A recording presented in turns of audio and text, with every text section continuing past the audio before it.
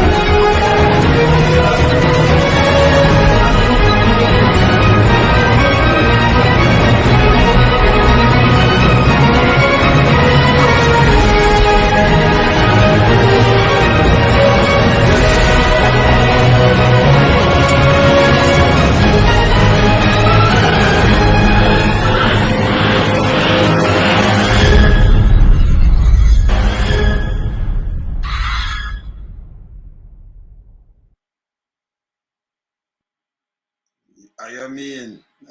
All right. Titans!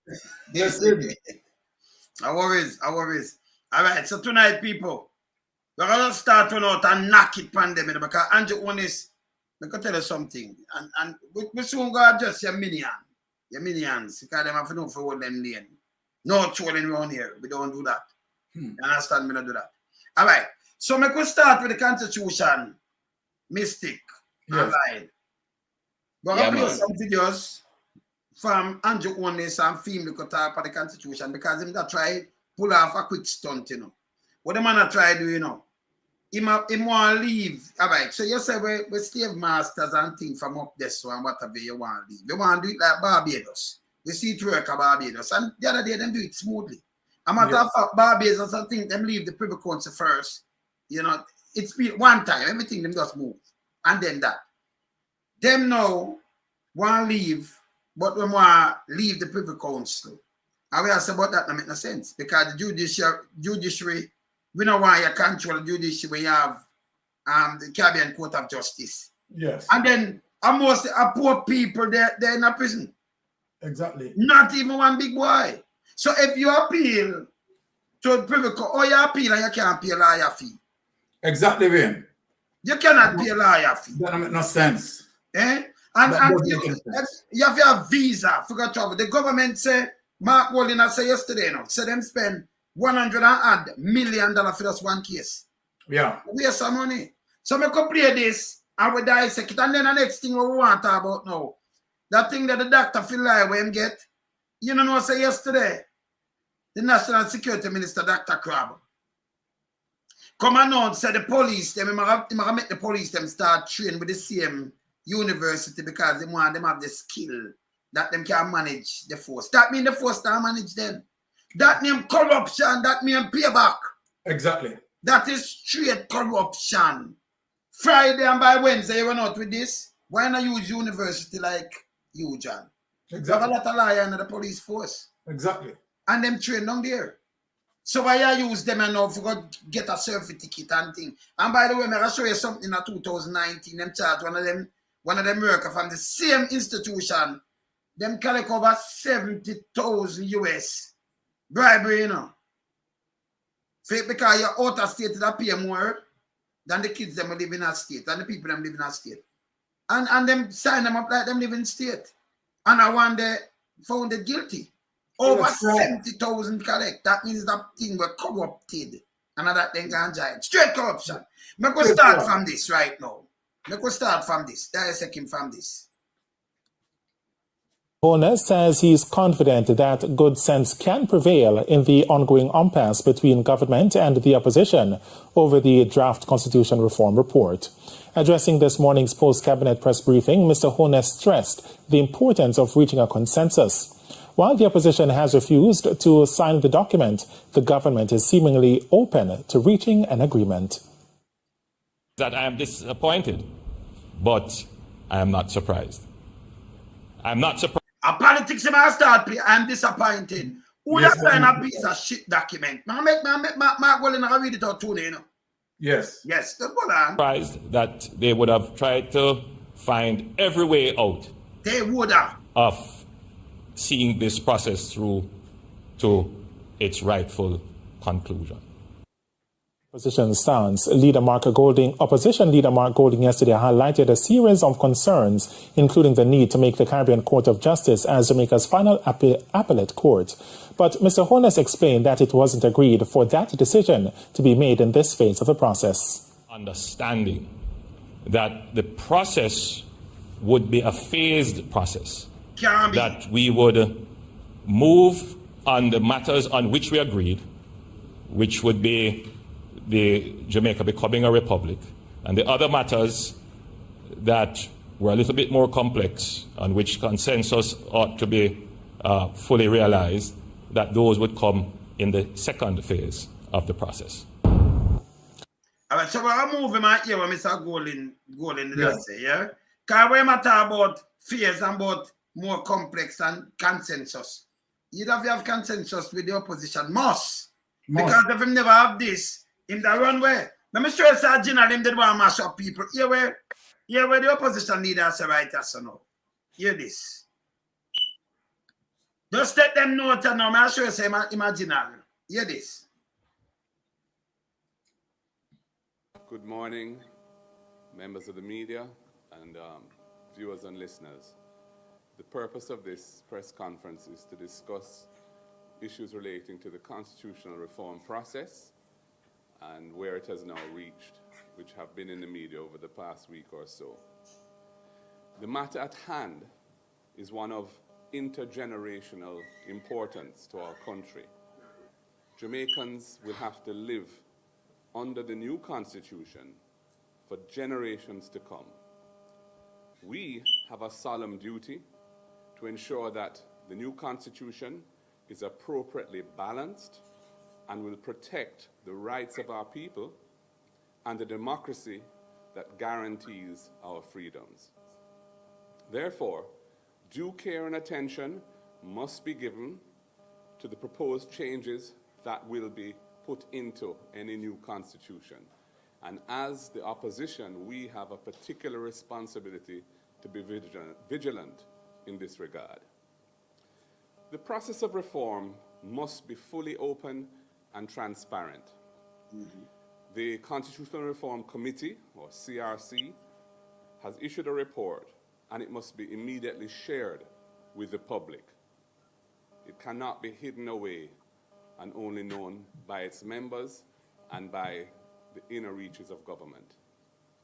Indeed, the public should have been empowered to review and comment on the reform proposals as detailed in that report, so that the public's views on the specific proposals could be considered by the committee before the report was sent to Cabinet. In my view, the entire reform process has been flawed. It should have been preceded by intense public education on the existing constitution, so that the people of Jamaica would have been informed as to what now exists and where the changes ought to come. The reform process should have been genuinely open to a fresh look at the kind of constitution that Jamaicans want to have in the 21st century, rather than limiting ourselves to positions that were agreed some 30 years ago in the 1990s. The terms of reference of the reform should themselves have been open to consultation and consensus, rather than being narrowly dictated by the government. As a result of how it's happened, the decision made by the government to implement positions agreed by the two political parties some 30 years ago, when Jamaicans who are now up to 50 years old had no role in or awareness of those discussions is an untenable process for seeking engagement and participation in the new constitution by our people. As a result, the reality is that the public consultations which have occurred have really had little significant impact on the contents of the proposals in the CRC report, which has gone to Cabinet yesterday for approval. The wide-ranging desires and concerns of the public for Jamaica's constitution have not found their way into any significant reform proposals in that document. From the outset, back in June or July of 2022, before any Constitutional Reform Committee was appointed, I wrote to the Minister of Legal and Constitutional Affairs to make it clear to the government that for us in the People's National Party, final and full decolonization is a fundamental issue of access to justice for the Jamaican people and of national sovereignty. I have been open and consistent on this position throughout the process since then. Indeed, it is not a Mark Golding position. It is a position of the People's National Party. And we have been consistently trying to move Jamaica in this direction for decades, as you know. Our position is that time come to leave the British monarchy in full, once and for all. When Jamaica is moving out of the King's Yard, we cannot have 1 foot in and 1 foot out of the yard. True. That would leave us neither fish nor fowl in another man's yard. That can't work. We will not support a phased approach to dealing with the matter of full decolonization, because the phased approach does not guarantee its attainment. It may never happen if we do it that way. The arrangements for access to our people's final court need to get away from visa requirements. We need to get away from rules of court that are in conflict with and whittle down our constitutional rights of appeal. We need to get away from the exorbitant costs of appealing to a final court in London. Ladies and gentlemen, an appeal to the final court can cost taxpayers of Jamaica, in a case involving the government, of over $130 million for one appeal. You hear that? You take note? Yeah. Yes. Over 130 million for one appeal. But you hear what them putting it now, because they want to stay indefinitely in a power, you know. Yeah? Just hear this way I'm having there. Hear this. That is unsustainable and a waste of taxpayers' resources, True. given where we are in terms of our institutional arrangements regionally. We must move away from having our constitution interpreted by a colonial-era court comprised of judges in the UK who have no first-hand knowledge of Jamaican culture and conditions. We must move with full confidence in the Caribbean Court of Justice. It is an institution of excellence that has been designed to be both independent of political influence and accessible to our people at an affordable cost. True. It is a regional institution that Jamaica helped to design and establish. It is fully funded by a trust fund to ensure its protection from external influences. And our people, the Jamaican people, helped to pay for that trust fund. Okay. Jamaica is still awaiting Prime Minister Andrew Holness's clear position on the issue of moving away from the Privy Council to the Caribbean Court of Justice as our final court of appeal. From last October, the minister promised that Mr. Holness would soon be making a statement clarifying his position and the government's position on this. 3 weeks ago, I discussed the matter with Mr. Holness behind the Speaker's chair in Parliament, and he said he would be considering the matter, which he understood to be of great importance to us and that he would let us know where he stands. I didn't hear from him, and I wrote to him a week ago, once again requesting him to make his position known.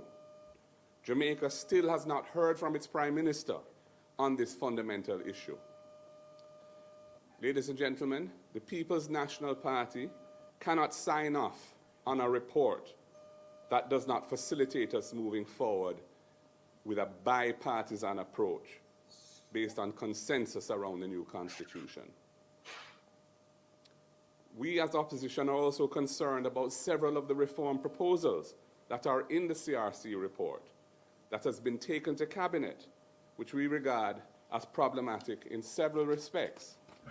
And I will mention some of those now. As it stands, the report would enable the government of the day, and this is not about the current government or a future government. This is any government going forward once we have a new constitution. The report would enable the government of the day to use its majority in Parliament to install a president, head of state of the government's choosing, in circumstances where there is no consensus with the opposition as to the appointment of that individual as president. This is him couldn't sign that.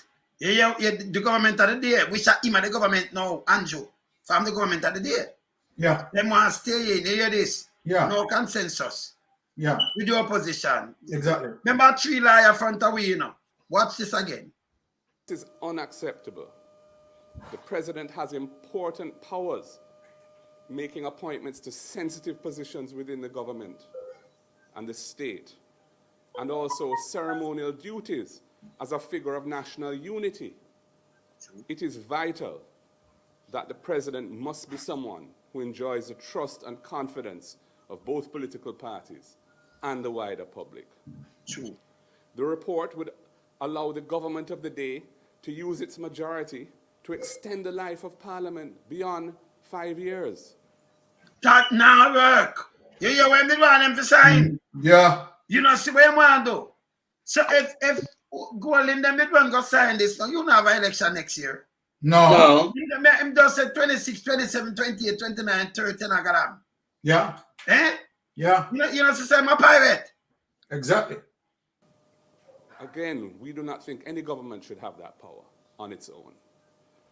The report does nothing to strengthen accountability within Parliament. So nothing for straighten accountability within Parliament. So that means you must hold him accountable. And do him have the 100 days. Listen again. It expressly rejects the introduction of an impeachment procedure. Them reject that too. And him did that about impeachment for pay him 100 days. For parliamentarians whose misconduct brings that office into disrepute. Despite an impeachment bill having been developed and tabled in Parliament by the Bruce Golding government, although they never passed it at the time, despite the passage of an impeachment bill being an unfulfilled JLP manifesto commitment from 2016, and despite an updated impeachment bill having been tabled by me as leader of the opposition in Parliament in 2021. Despite these things, the report is saying there should be no impeachment procedure in the new constitution. The report also does nothing to end majority party control of important parliamentary committees, which should be for providing checks and balances to hold the government to account for its conduct of the nation's business, but as it stands today, are dominated by the government side.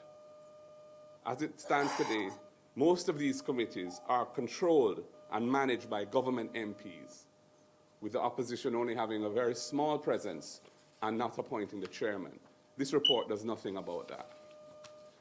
The report also does not deal with long-standing issues of concern to important stakeholders.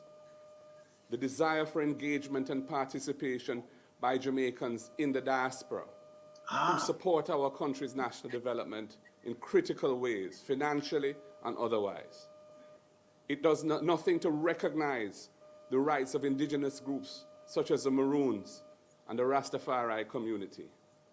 These things have not been addressed in the report, despite being matters of real concern to many Jamaicans.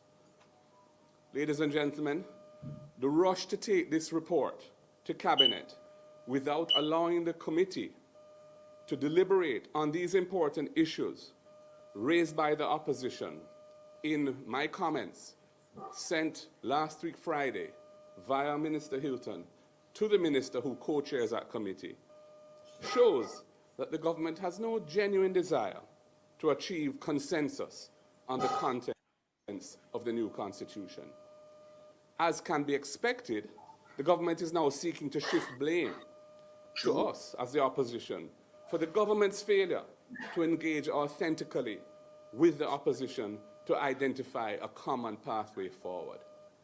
The public should not be hoodwinked by what is being said in the media today. We have been responsible. We have sought to participate genuinely in the process. We have very real concerns about some of the contents of the report, and we have a fundamental issue which is at the core of our party's philosophy, which needs to be addressed, and we need to hear from the Prime Minister if we are to move forward together. As I have said, this matter will govern generations to come, and we must allow and follow our conscience and do what we believe to be right by the Jamaican people. All right, that's our one. Hello. Welcome, brother. You good? Yeah, blessed evening. Life.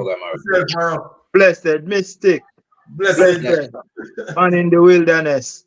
Manners and respect. All right. So before we start knock it, Andrew, this is a generalship this. You take note. Definitely. Yes, ma'am. We have it. Never play Hilton. I'm gonna play let me see what I'm gonna play. And then I'm gonna play Bruce Coding too, you know. Where I say, and then we're whipping Andrew can't treat nobody, you know. So we're gonna play Dana Scott Motley. Right? Senator Dana Scott Motley. Just hear what she say yes or no. Because Andrew that try to trick them, you know. And keeping a power by film with the opposition a three liar that you look pan. Look here. I want to say to all of you, to the media here present, and those of you Jamaicans who are watching this broadcast, that the People's National Party is totally committed to the process of constitutional reform. It was Michael Manley who in 1977 established a division under the Minister of Justice for exactly that purpose. And as a young woman, I was one of those persons who went to the highways and the byways, to church halls, to schools, discussing with the people how they wanted to see their constitution emerge and getting their views on what a new constitution should look like.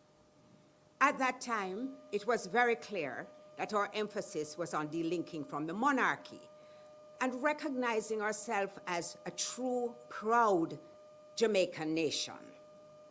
Now, this reform process on which we have embarked sets as the framework the 1995 commitments from that Joint Select Committee. There have been issues raised about that. The young people, and I speak to a lot of them, complain that they were not born then and that they would like to have a say, and I think that is very important. But I will also point out that even then, that committee understood that we had to leave the Privy Council, and that once we had a regional court, that court should become our final court of appeal, our apex court. So let us now look at the sequence that has led us to speaking to you today. From June last year, the leader of opposition made it clear that he was not going to participate in any committee unless we had an agreement about the CCJ. June 2022. And no members were named. In an attempt to resolve it, a Vale Royal talk was organized by the church. The church was really we had it at church premises, leader, you'll recall. And they were instrumental in bringing us together. That meeting was very fruitful. And we left with the leader of opposition appointing myself and Anthony to sit on the committee and appointing Hugh Small as a nominee. We recommended him to them. So that I make this point because I want to show what discussions can do to arriving at consensus and how problems which look insurmountable can be overcome if we are willing to talk. And in this matter, I called at a public consultation in Mandeville in May 17th. I invited the Jamaica Labour Party, the government, to say what was their opposition to the CCJ and why it was that they wanted to remain with the Privy Council. And that is important. On October 3rd, when the minister addressed Parliament, she acknowledged the challenges in remaining as part of a court where you had to get a visa to attend. She said it was untenable. And she committed that the Prime Minister would have spoken to the nation on October 30. That has not happened. At the CRC, we have maintained that for us, the inclusion of the CCJ in this first phase is non-negotiable. And for the people of the country, it appears as though it is also non-negotiable, because a recent poll has shown that 58.9% of the people also want the CCJ as their final court of appeal. Now, the leader of opposition has had dialogue behind the Speaker's chair with the Prime Minister, and he has acknowledged the view that it is important to the opposition that we discuss the CCJ. But nothing has happened. And my consistent request is, let's talk about it. Let Jamaica understand why it is that you are so fixed in that position that you don't want to even talk about the CCJ, which has been in existence for 20 years. It has an excellent reputation. Its judgments have withstood all kinds of scrutiny. There has been no allegation of any impropriety on any part of any judge. I will also say this finally. You know, you put me before a mic and you don't give me a time limit, and it becomes a bit problematic, Anthony. But I will also say this. It is not conceivable to me that we could be at a table representing the People's National Party and not have the opportunity to discuss what is going into this report with the leader and the representatives. He has a team with whom he works. And I made it very clear when I saw that we were supposed to sign off on the draft report from April 10th. I made it very clear that we do not function like this, and that our team would have to look at the report, scrutinize it, and approve it in order for us to sign. That, to me, is how it should be.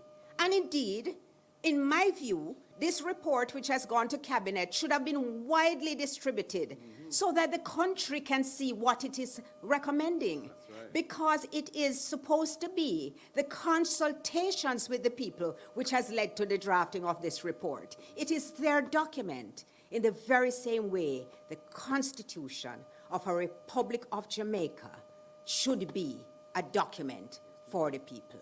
It is the people who will have to vote to make it become a reality. Thank you. Thank you.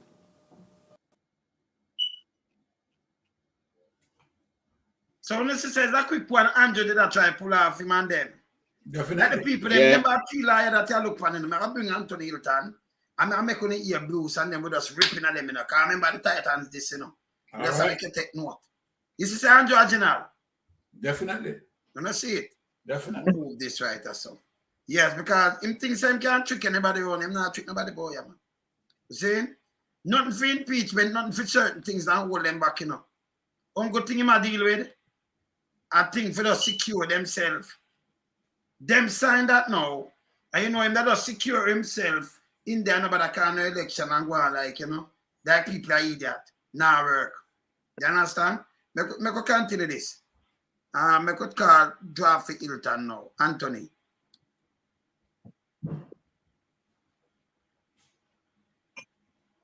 I'll be brief because much has been said, which is simply that we had to consult before the document was signed off. That was made very, very clear. Now, the timing of that had to do with the dynamics of how the negotiations go. We had the meetings. I kept the committee informed that the leader and the party wanted to know what was in this final document or near final document. In fact, what we thought was a final document, changes were made to it so that the final document was shown to the leader on Thursday last week and to the party to have some kind of viewing of what was in it. It is being put about that we did not sign simply because the leader instructed us not to sign. We could not sign because we knew some of the positions in the document were contrary to long-standing PNP policy. The matter of the CCJ is a 1-2 matter for us because this has been a long-standing issue. I was involved in the executive of the party when the matter of the freedom, the rights, the Bill of Rights was discussed. The Charter of Rights was discussed. And important concessions were made by the People's National Party, again, in consideration that the CCJ, we could find common ground on the CCJ. And from then, and even before, we've been trying to find this common ground on the CCJ. And it was clear to us, and the minutes of the CRC meetings should be viewed by the public because those minutes will make very clear our consistent argument that we believe with dialogue, we may be able to find a solution to this problem. And therefore, as I said, one hand can't clap. And there was no other hand given to us in the CRC. And therefore, we knew we had issues. There are other issues, like the impeachment provision, that I knew were of concern, fundamental concern to the party, and that we couldn't sign it just so. So what is being interpreted, simply the matter was, we are saying we participated in good faith, we couldn't sign off because there are issues remaining to be resolved, and that the party must have its say on the document before we're able to sign. We were not able to do that. All right, so I could move this, I could go on to this now. All right, so Mystic, Yes. let's get from this and the generalship what them are going with. Because I don't think man not sign it off, you know. Nah, do it, you know. You know, Wayne, sitting here and listening, right, as it relates to Mark Golden and the other two lawyers, my stomach turned. And one of the reasons why my stomach turned is because of my perception as it relates to the Jamaica Labour Party and Andrew Holness as a leader. I always been saying and wish, based on evidence, that I am making this judgment, Wayne, that the Jamaica Labour Party, I'm going to use a simile, right, as opposed to using a metaphor. The Jamaica Labour Party is behaving like a criminal enterprise. I'm just going to be using that simile as opposed to using a metaphor to say that they are a criminal enterprise. Now, just let me back up here. For the Jamaica Labour Party to be rushing, right, the reforming of the Constitution and not having every step of the way, right, a consensus process. And primarily, the main thing, not having the public cognizant of the process. Now, when I look at this, I am going to tell Jamaican people, as it relates to Andrew Holness' objective, and I want people to understand what I'm saying.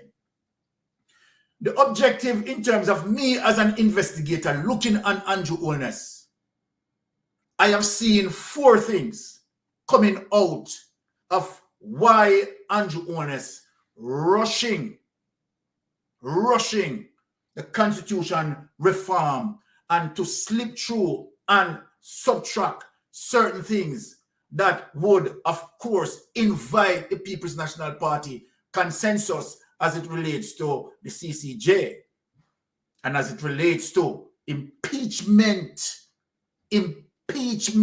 process. So let us now back up. When we look on an Andrew Holness-led government, what we have been witnessing is the several awarding as it relates to a lot of members of parliament guilty as it relates to illegal awarding of contracts.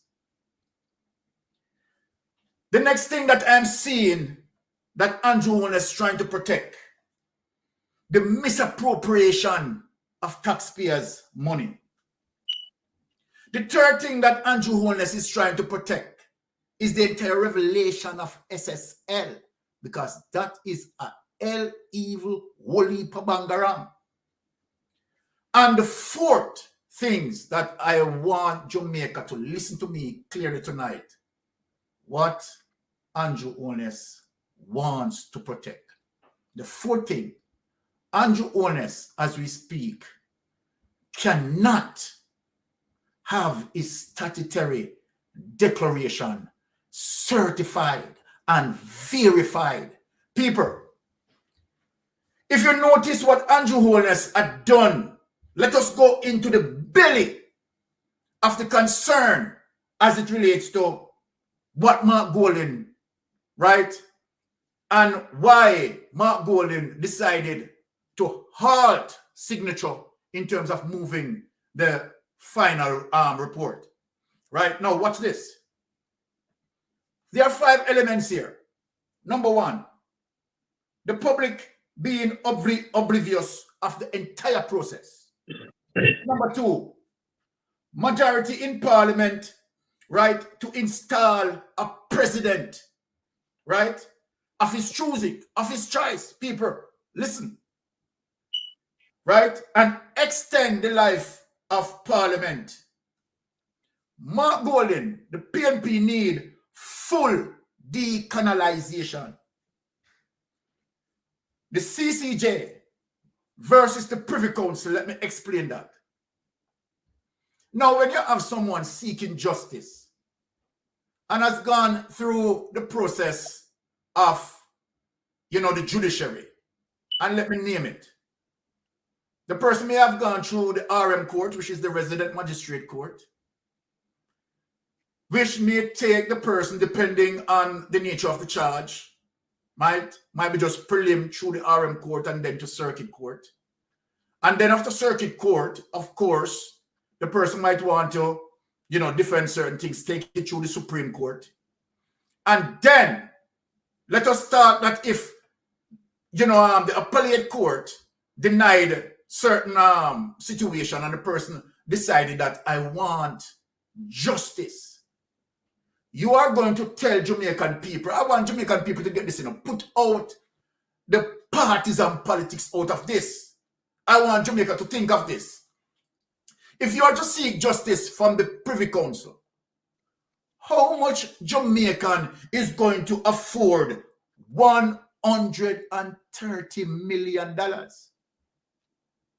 Majority of the voting black as it relates to the majority poverty people in Jamaica will not get justice. So I want for people to understand what this means. Andrew Holness keeping the Privy Council. The DPP, let me tell people the reason why Andrew Holness want to keep the Privy Council. The DPP, Paula Lublin, had made several mistakes. The new talk about some of the cases that Paula Lublin that had dealt with as it relates to tampering of jewelry, right? Poison jewelry, right? If there's a situation that these persons have to say, okay, all right, we have to look over certain cases, right? And making sure that, you know, we have justice done in those cases. For people to go to Privy Council, it could be 50 of those cases that Paula Lublin messed up. And for those people, right, seeking further justice, they cannot afford it. So that would dead in the water. This is about protecting Paula Lublin right there, who holding on to the Privy Council. That is about protecting Paula Lublin, let me tell the people. Now, when I see the level of injustice that Andrew Holness wanted to do, now, when I look at that, the Caribbean Court of Justice, right, as it relates to the final appellate court, would cause Jamaican who are seeking justice far way less. So then, here is Mark Golding. Here is Mark Golding. And as what some GLP propagandists and old tyrant calling him Master Mark. And as you have some entertainer who claims that they are well learned. And let me speak something here. Some fool who out there claims say they are learned, but they are unlearned. No, because when you look on justice, that person, right, who out there, you understand, making, right, reference in terms of Masama, the entertainer know himself, you know, I call no name. Making reference as Massa Mark. Well, Jamaica, I want you to listen to me. What Massa Mark is doing, is looking after the Jamaican people affairs and defending Jamaican people. Mark Golding demonstrate in this for us as it relates to not signing this, not signing off on this. Mark Golding demonstrate all the love that he has for Jamaicans. And Jamaicans need to wise up and understand what had happened here within the last few days. What Mark Golding had stopped that we need to speak on is that Mark Golding had stopped the return of the slave whip that owed us for over 400 years. Just imagine that Andrew Holness would have gotten away with this and not having an impeachment bill.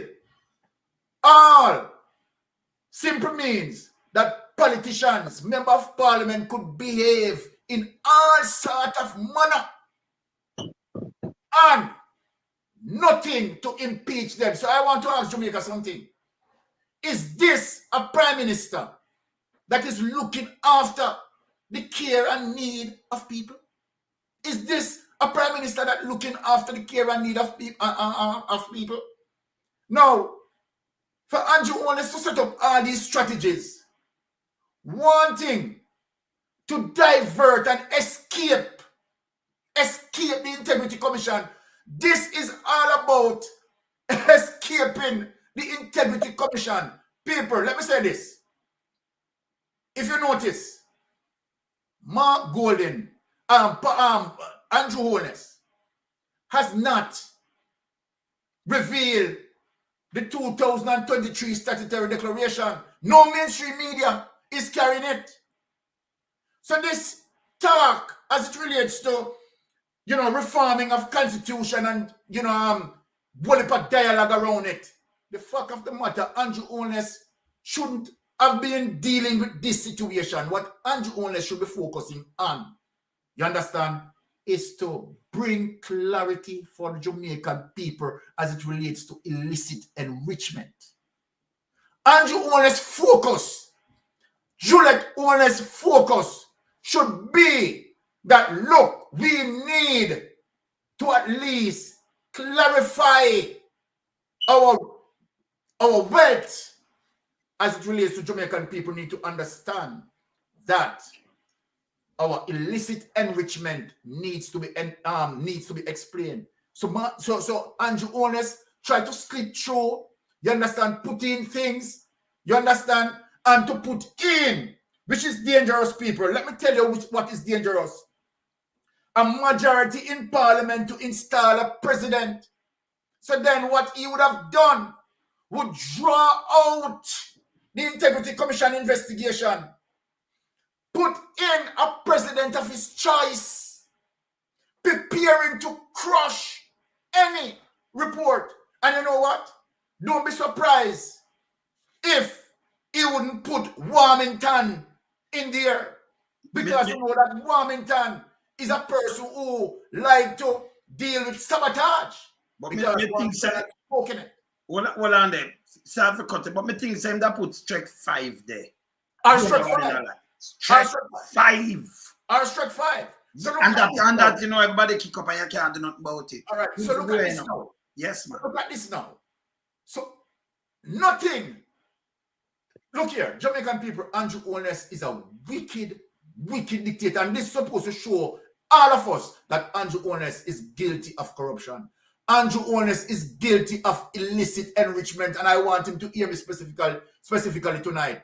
The reason why Andrew Holness wanted, right, to slip through all those clauses, right, in the Constitution reform, Andrew Holness want to get away with the crime that he had committed. And people, I am glad, I am happy for Mark Golding, right, to say to him, because there's a mind game playing, you know. There's a mind game playing in the parliament. And Mark Golding is saying to him, no, Mr. Kanjo, you are not going to get away from the Integrity Commission. You are going to have to explain your illicit enrichment. All of this that Andrew Holness is doing is running away from explaining his illicit enrichment. And I yield back, you understand, for someone else to take the mic. All right, so Lloyd, they're going to make you blaze the fire right away, you know, because you know you stand there doing well and blaze the fire, because it's not easy. Not sure you're England and you love your tea, you know, me and my tea too, Lloyd. All right, blaze the fire, Lloyd. One way you just here.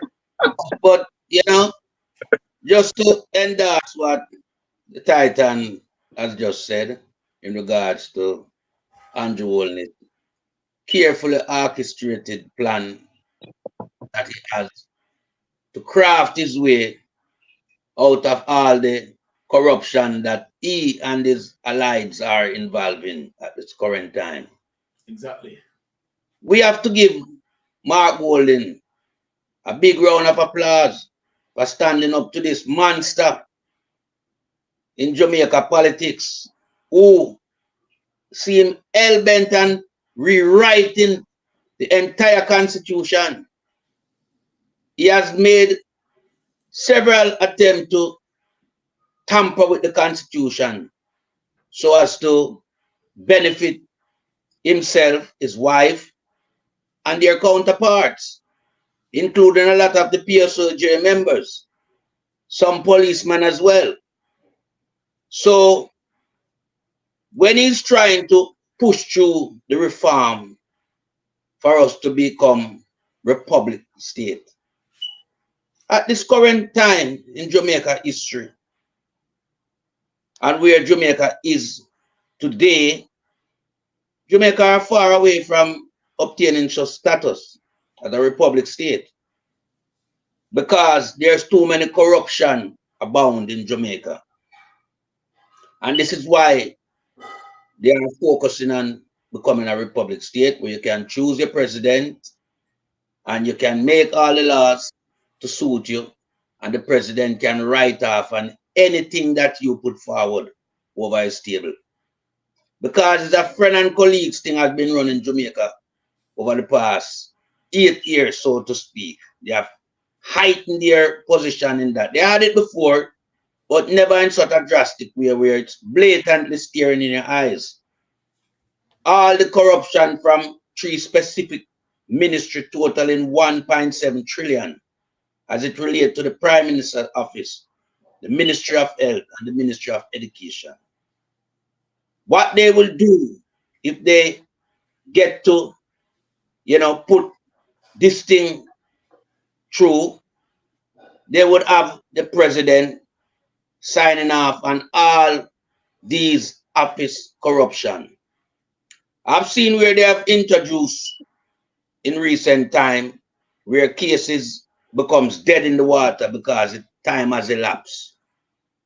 So when you give him the rights to push back election date, that's what they will do. Push it back until all these cases time elapse. And you can't, bring them to justice anymore because they are not up for debate, so to speak. So we cannot allow for him to have his way. And as far as it goes with the Privy Council, that's a no-go show. Jamaica need to move away from the Privy Council because Jamaican, especially the ones who are incriminated and have charges filed against them, cannot afford to attend Privy Council in London. First and foremost, they don't have the visa. And what it costs, it's too enormous. So the CCJ is the rightful place for that. And our taxpayers' money has gone into funding this organization. And so it's supposed to benefit Jamaicans. Rather than, disregarding it. It's a regional court. Why are you paying scant respect to the regional court? Because people will easily access the regional court. And so to speak, a lot of charges that you brought against them will have to be up for, fair and trial, fair and impartial trial. So there's a lot of issues that we, the Titans, have to highlight so that the people in Jamaica have a more understanding of what Andrew Holness is trying to accomplish. What Andrew Holness wants to do is to take all the powers into his control. He alone must have power. He's a monster when it comes to that. To disregard your opposition in your country, it's a signal that says we are a dictator government. We don't need to hear from you. But the person who is trying to be a dictator government is a dunce. He's a lunatic. Because everywhere he goes, he tried to use money to buy his way. Even the doctorate, he buys that. You understand? And he wanted to buy the Commonwealth Secretary, Kamina. They spend money on that. Lots of taxpayers' money waste on those things. Party admin. We have to hold accountable around here. Because all these shenanigans, they are up for debate tonight, and we will divulge and dissect them as we go along. I yield to the next member of the team. Yeah, man. Me tell you, so the place after the Titans, I will carry make Andrew run away with this. And place where man place. He might look for 3 brilliant lawyers. This. The leader is a lawyer. The other party carry real doctor. I not talk fake doctor, Well, Dr. Crab is a doctor, but the rest, Dr. Tufton, fake doctor. Dr. Philae, and Dr. Devil, and the Prime Minister now, can say him get fake doctorate. Who again? Dr. Petrojam. You have a doctor, Dr. Petrojam. We don't know Dr. Petrojam, right? Wedali? Eh? Wedali? No, man, Dr. Petrojam. I would have been Petrojam again. Dr. Petrojam. No, Wedali. And yeah, Wedali. Yeah. Yeah, man. Yeah, man. Dr. Petrojam, man. No, Wedali, Dr. Petrojam. Yeah. They have some doctor and Dr. Ligel. These other some little Abiquashi doctors, And I like where you have like Dr. Maurice Guy, medical doctor, Dr. Daz, medical doctor, Dr. Dixon, medical doctor, Dr. Daz, a surgeon too, And Dr. when name Dayton Campbell, a doctor real doctor. And them doctor over there are some, you have to watch the doctors then. Yep, yes, Arrow, Matic. Yes. Yes, man. Yes. So guess what now? You see after coming after two giant. Yeah, giant man. Yeah, girl. Mark Golding is a brilliant man. It's a month for years. They mock this man. They think Andrew believes him bright. But Mark Golding is a well-learned man. And it is playing out right now. Mark Golding have Andrew Holness, the tie with him. They don't know how to deal with it. They did not see this coming because they think it was a walk in the park. The man that 10 steps ahead of them, everywhere they turn, Maka juke them. So he said 3 weeks ago, he tried to speak to this man in the House of Parliament. No acknowledgement. This is what a dictator do. He no recognize the opposition. He no acknowledge them. So him just go ahead, craft a bill, send it through, and then me I come give up a sign this boy.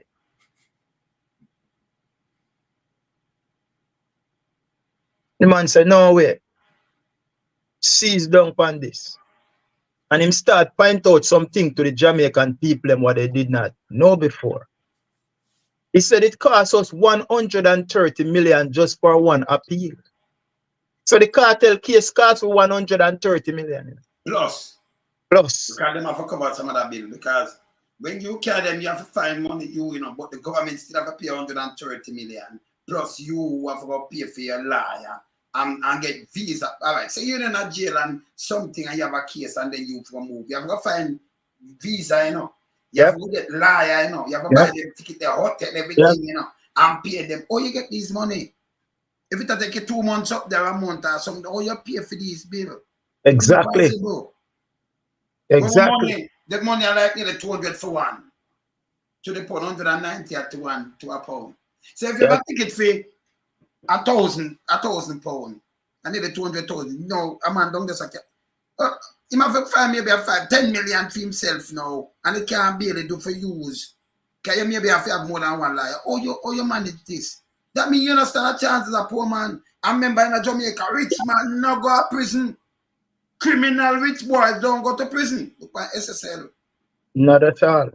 So, yes. You're right, Wayne. So, the Privy Council,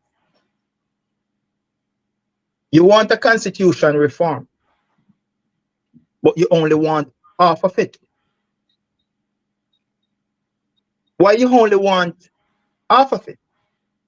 Because the half that you want, it's going to benefit you and your criminal organization. Because what the Jamaican people need to understand, you know, is that the Andrew Holness-led administration and the Labour right know that they cannot win a next general election unless they do something spooky. So the reason why he's pushing this constitution reform, if him when get him way, we ain't go have an election come next year. Because this man is trying to push Jamaica into a dictator country. That's what he's pushing for. So if they notice what they do when they carry bills to the opposition, you have to read it right here sometime on the day when they might try to pass the bill. So sometimes you don't even read and know what in the bill. Go through the fine prints and all of that. You come say boom, sign that and make it gone. You understand how them trademark what them come with all the time because them name they get this pushback. But it's a different day now. You understand? Donna Scott Matley also stated that the CCJ, the country approval for it is 56.8%. It's more than half of the people. So they want the CCJ as a final court. So if the people have stated that, Then why that is not in the constitution reform? You are pushing what you want to push through before, and then you say you will negotiate that. We know how you turn, brother. Negotiate. You not gonna negotiate none. From you get what you want, and that's how it stop. And they are questioning now the CCJ. Or they might people who then grew up with and people who then know and case maybe goddess. But my thing to this is that the Prime Minister have an offshore account in the Caribbean. And he don't have no problem to set up him offshore account in the Caribbean. So all them have a problem with the CCJ in the Caribbean. Good point. Eh? So if you notice what they go on here saying, they only they try to put in things in the constitution that will benefit them. Because guess what? Them seats of them ass in a fire. Them ass in a fire where the law is concerned. So they are trying everything to derail justice in the country. And then want to go by it in a brute force way. Push them, ram down things down with throat as usual.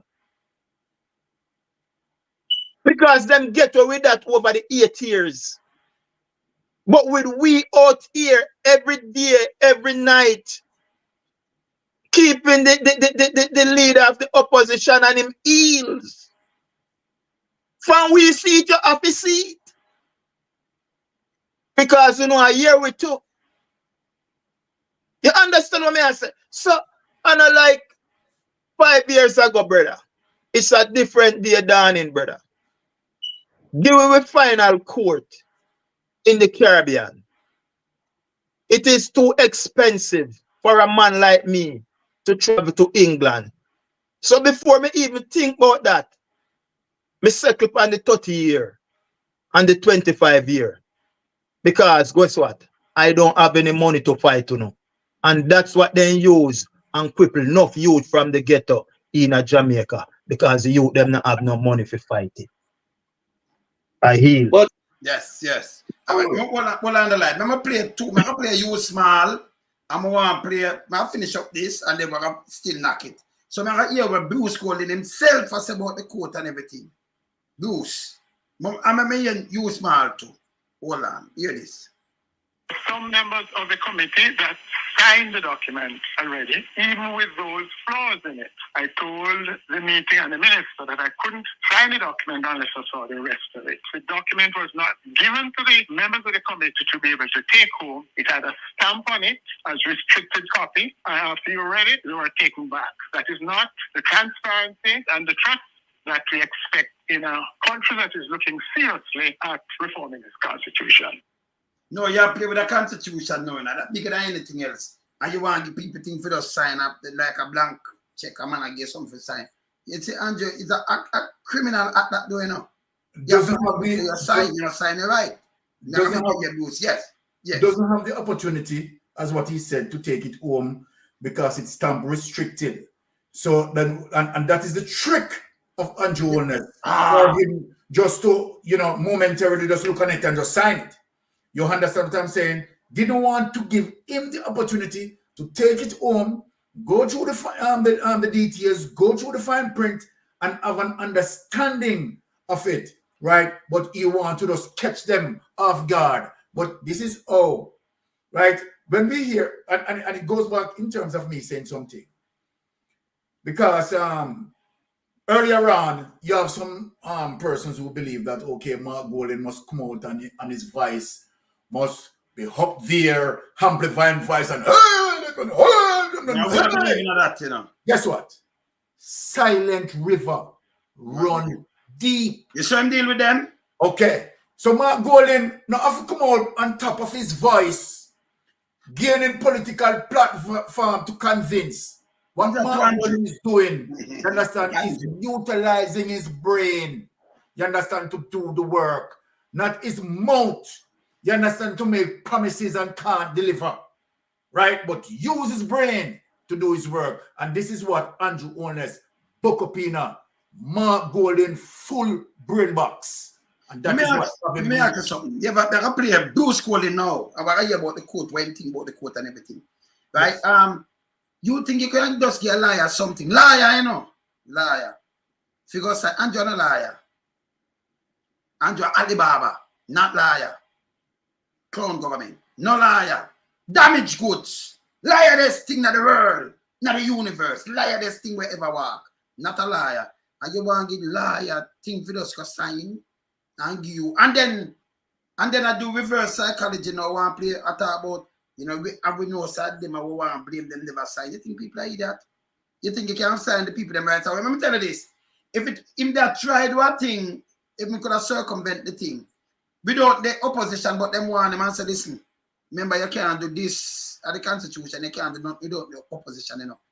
It not stand like that. You can't molest the constitution. You can't touch it and change nothing without the opposition sign off to it. Not care what you are do. Him that do it same like I'm trying in track 5.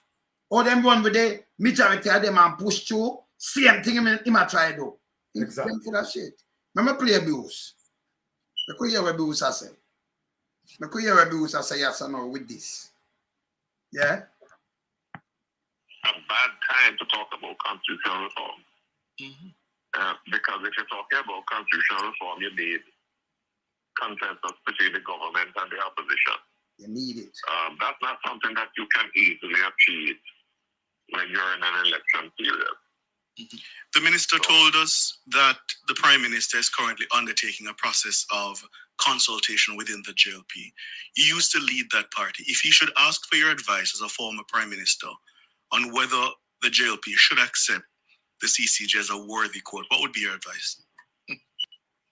My advice would be, let's examine the judgments, let's examine the decisions, let us get the competent lawyers to advise us as to what they think of the quality of those judgments. I am one of those who believe that our links with Britain, with the United Kingdom, should be severed. We have spent too long to do that. Now, if we're going to sever them, we must make sure that we're not going to suffer as a result. So let's look at the CCJ. Let's see whether or not the CCJ can provide the quality of jurisprudence that we want, and let us do that. I've been very concerned, you know, that there is nothing to prevent the British government from deciding next year or next 2 years we will no longer receive cases from Jamaica. Okay. And if they were to decide that, that is within their gate, not ours. If they were to decide that, what do we do? True. Go to CCJ. Do we run to CCJ and say, listen, we didn't want to join you all this while, but we come now? I mean, we need to be able to take decisions that are taken with pride and with conviction. I don't like to operate on a situation where critical aspects of my governance are outside of my control, or outside of the control of the people of Jamaica. Bruce Golding. I think you heard me clearly. It sounds like you're comfortable with accepting the appellate jurisdiction of the CCJ. Yes. Up to 2020, I was satisfied.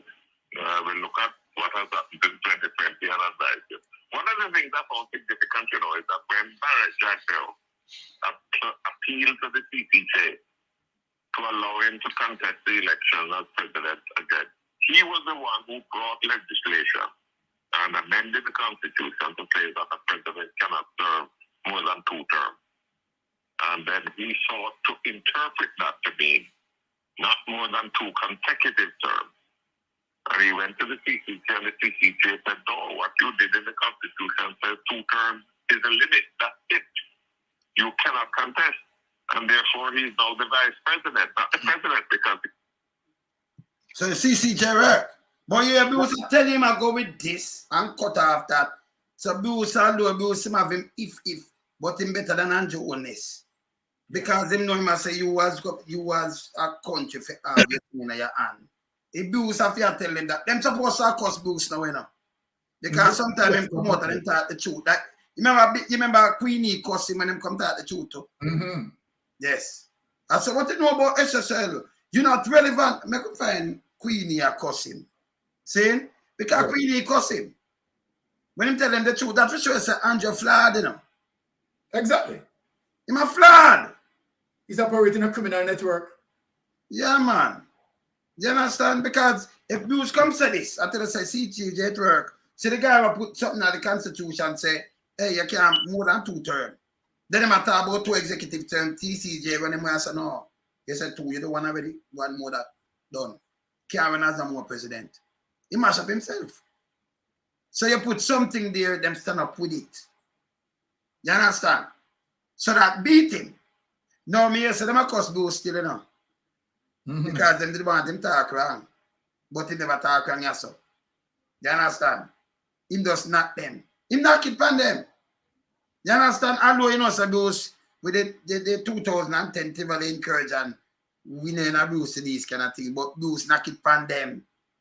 Yeah. You see it? When you see we chat to the power around your door. If him knock it on him. And that I make for them, I say, boy, you shouldn't go chat to no Bruce. You see, you know, because them only do party politics, not for the country. Not for the country. And that's the truth. But you say mistake. Well, I mean, it's obviously clear that, look, if one should ask if Andrew Holness know better, come on, people. And Jamaica need to listen. Andrew Holness know better that, okay, the Caribbean Court of Appeal, right, being the last appellate court, right, would be served so positive for Jamaica. Andrew Holness know that. But the reason for Andrew Holness, you understand, not wanting to do that and utilize the Privy Council as it relates to set up all his directs, you understand, is to get away with his personal crimes that he committed. Yes. Andrew Holness, look, people, this is not two way about it, you know. This is not two way about it. Right? Rushing through, right, the reform. It is a situation that, right, to make sure that him take out impeachment bill, right? He doesn't want any form of access to that. Right? So then what Andrew Holness is saying to all of us, you know, Jamaican, all of us, he's saying that regardless of how members of parliament, right, are going to behave as it relates to what is going to negatively affect Jamaica, without the misappropriation of taxpayers' money and all of that, right? Andrew Holness believes that they are not to be punished. So people must understand, you understand, why this is important. You understand? And why the reason why Andrew Holness not want to include the impeachment clause in any modern democracy. In any modern democracy, we are going to talk, you are going to speak about justice for all, right?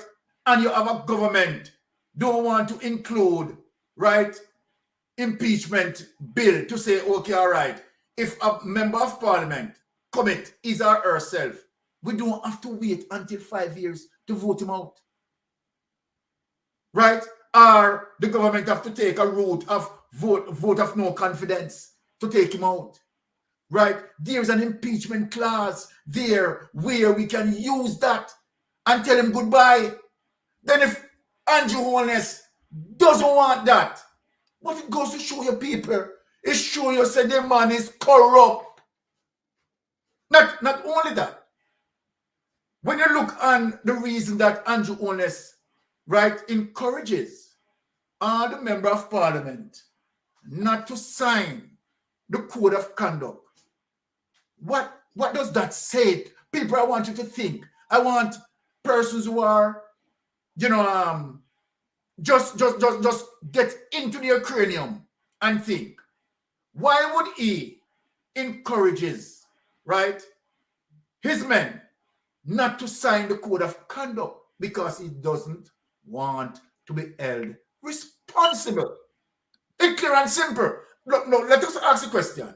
Why Mark Golding encourages his men to sign the code of conduct and make sure that all of them sign? Why? Because Mark Golding, right, deals with honesty and integrity and open to say, okay, it's okay for you to speak to us as it relates to checks and balance and transparency, as opposed to Andrew Holness, right? Brother, we could play what Andrew Holness said in 2016 and then I carry in live. All right. Play what Andrew say also first. Yes. Yeah, watch this. Not our word. Film one word. Within our first 100 days of government, we will start the legislative process to fix the date for general elections in Jamaica. So no government will be able to come and make false promises and hide the truth and tell you half-truths and trick you into voting for them, and then when them win, them throw on poison for you. You know, so himself, him that talk, I Nostradamus, you know. Exactly. You know about Nostradamus, so may I continue. Is that Nostradamus this? Eh? All right. 100 days for fixed election date, still I wait for the promise to fulfill. One broken promise after another. Laughable, as we say. None of your promise not fulfill yet, bossy. So we there are wait. Within the first 100 days of our government, we will start the legislative process to institute impeachment proceedings in Parliament.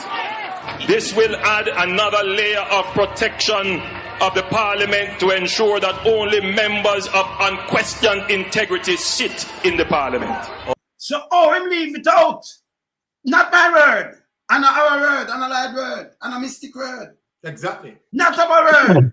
Exactly. You hear the man here? Or if you believe in an Andrew Holness. May I continue and then I just, you know, like come in and then I run mystic again and then we'll play a next thing with him. Can I hold him up? I will master him up tonight, bad enough. Continue. All ministers under the new Jamaica Labour Party government will be given a job letter. That job letter has a timeline of 2 years and 6 months with key performance targets which are agreed upon by the cabinet, focused on two things: economic growth and job creation.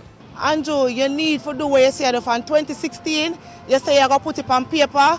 So anything you put on paper, the MP have to work with it. So you need to do it now. Because I feel like, say, when you do that, the MP will do them work. And we will see work done in the community. Within the first 100 days of government, we will start the legislative process to introduce term limits on the office of Prime Minister. Andrew Holness, January, him break him promise. Enough thing him say I'm going to do, you know, for the next 100 days, and now him not do nothing. Him not keep no promise, and him say I'm the promise keeper. What a promise, January star. At a convenient time within our new government, we will hold a grand referendum on the CCJ, the Caribbean Court of Justice, as the final appellate court. Remember, you know, the first within that the 4 years that from 2016, in should have a referendum already. That passed and gone. So not all, and yes, still in my fight against this now. This was in promise. Not 2016. Or you believe in something like this? Make so much promise for us. Look how long you're in there. Nothing done. All for the COVID. They promised the people them $25,000. Nothing done. Huh? So what you expect me to do? Tell me if you sleep with the door and window open and nothing done.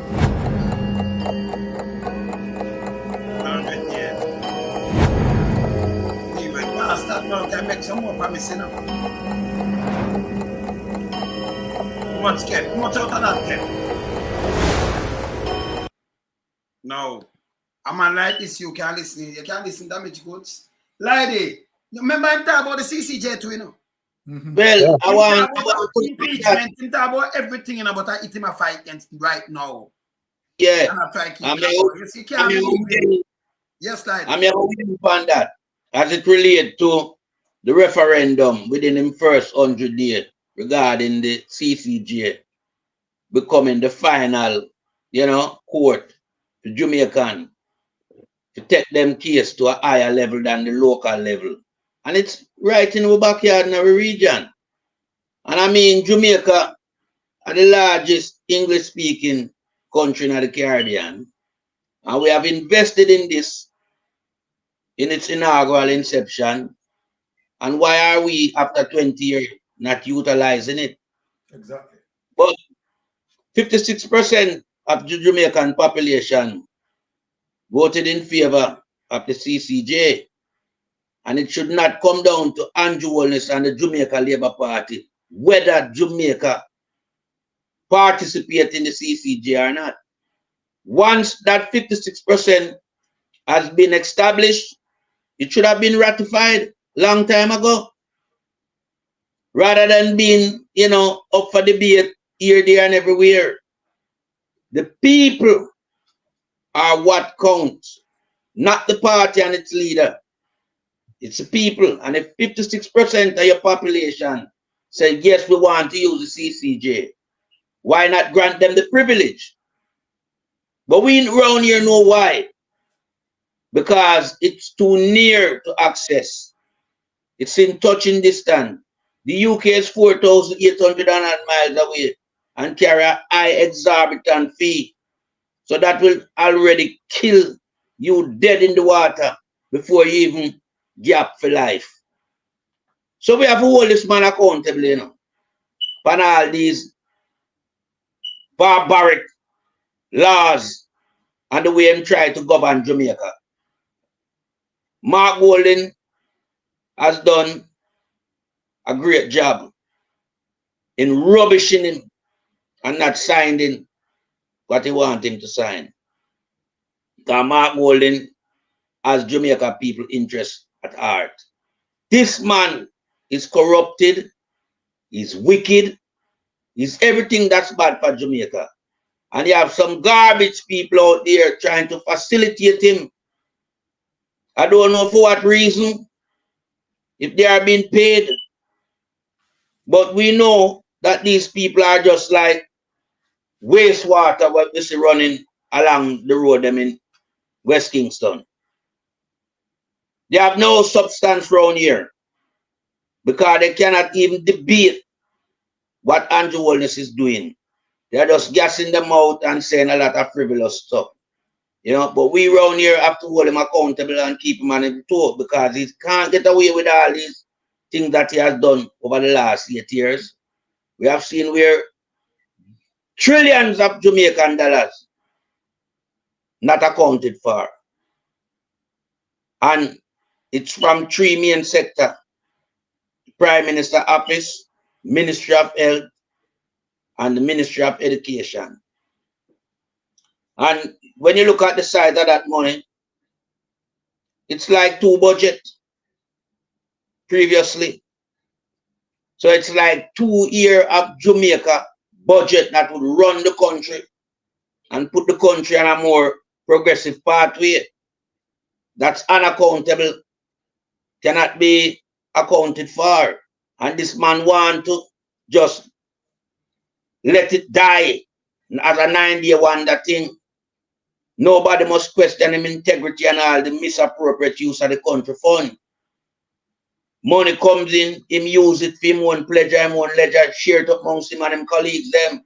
The people, the common people that come for, does not get the benefit of it. And international donor need to arrest this man for misappropriate use of the fund that them send come to Jamaica. Because that money did not come for what Andrew Holness and his crew, it come for the people. In COVID, they don't get it. Right? So we have so much to hold this man accountable for. And that's what we are doing around here. Royal Reed supposed to be behind bars. Long time. I've never seen a case where the evidence come forward and state categorically what took place, and the suspect is not behind bars. What that is telling us as Jamaican, it is telling us that the government is corrupt. It is telling us that the judicial system in Jamaica has no power. They are powerless at the hands of this government. The Prime Minister has control of all sectors in Jamaica, from the judicial sector, the police, the PSOJ, the communities. We can't have it going like that. We'll never have a Jamaica in the next 10 years at the rate, because it's alarmingly declining. Not just on the local stage, but now it's gone on the international stage, where we see a Prime Minister buying a doctorate degree with the state fund. That's another big load of corruption. We soon come to that, because we have that case, so we soon come to that case. Because I push it out and make one mash him up. So we should go down, make us mash him up, yeah, so, and we'll go to that. Because we have a case that you know.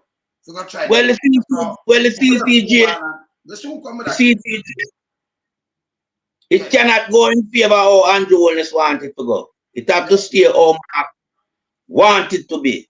It have to sign off and we move from the Privy Council of London to the CCJ in the Caribbean. Because until we clear one hurdle, we can move on to the next one. Him cannot come and introduce the Republican state without severing ties with the monarchy, Privy Council. We won't allow that. So we want the people to understand, say, going forward, it's all about the Caribbean Court of Justice. That's what the people want. That's what the people's voice must be centered around. No more Privy Council discussion, because you can't afford to go to London. You don't have a visa, you can't pay the fee. You already here it's over 130 million, plus other fees in terms of accommodation and stuff like that. So that price out of the local people, you know. So the local people need to ask and demand that the CCJ be the final court of appeal for the Jamaican people that need justice. Right. And going forward, they need to hold the Prime Minister accountable and stop run out and come, you know, hug up this man for the corruption we might do to the country.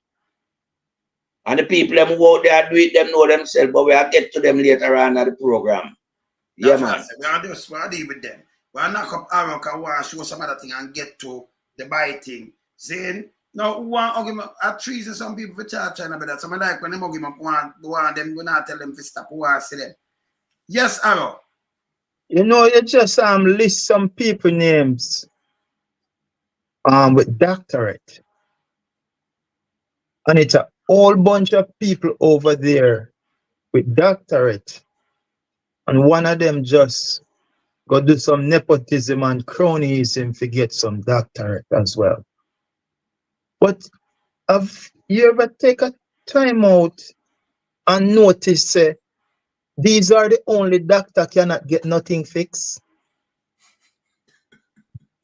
And a quack doctor. You call it quack doctor.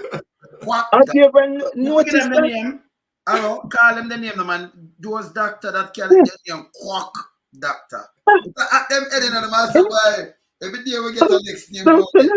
Dr. Nigel Clark, Dr. Christopher Tucker, Dr. this, Dr. that. And the country is in a shamble. It's a disgrace.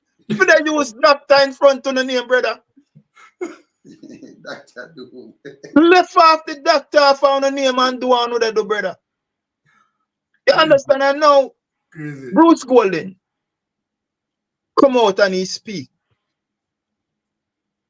And Bruce Golden has said, for too long, we have somebody that run we yard.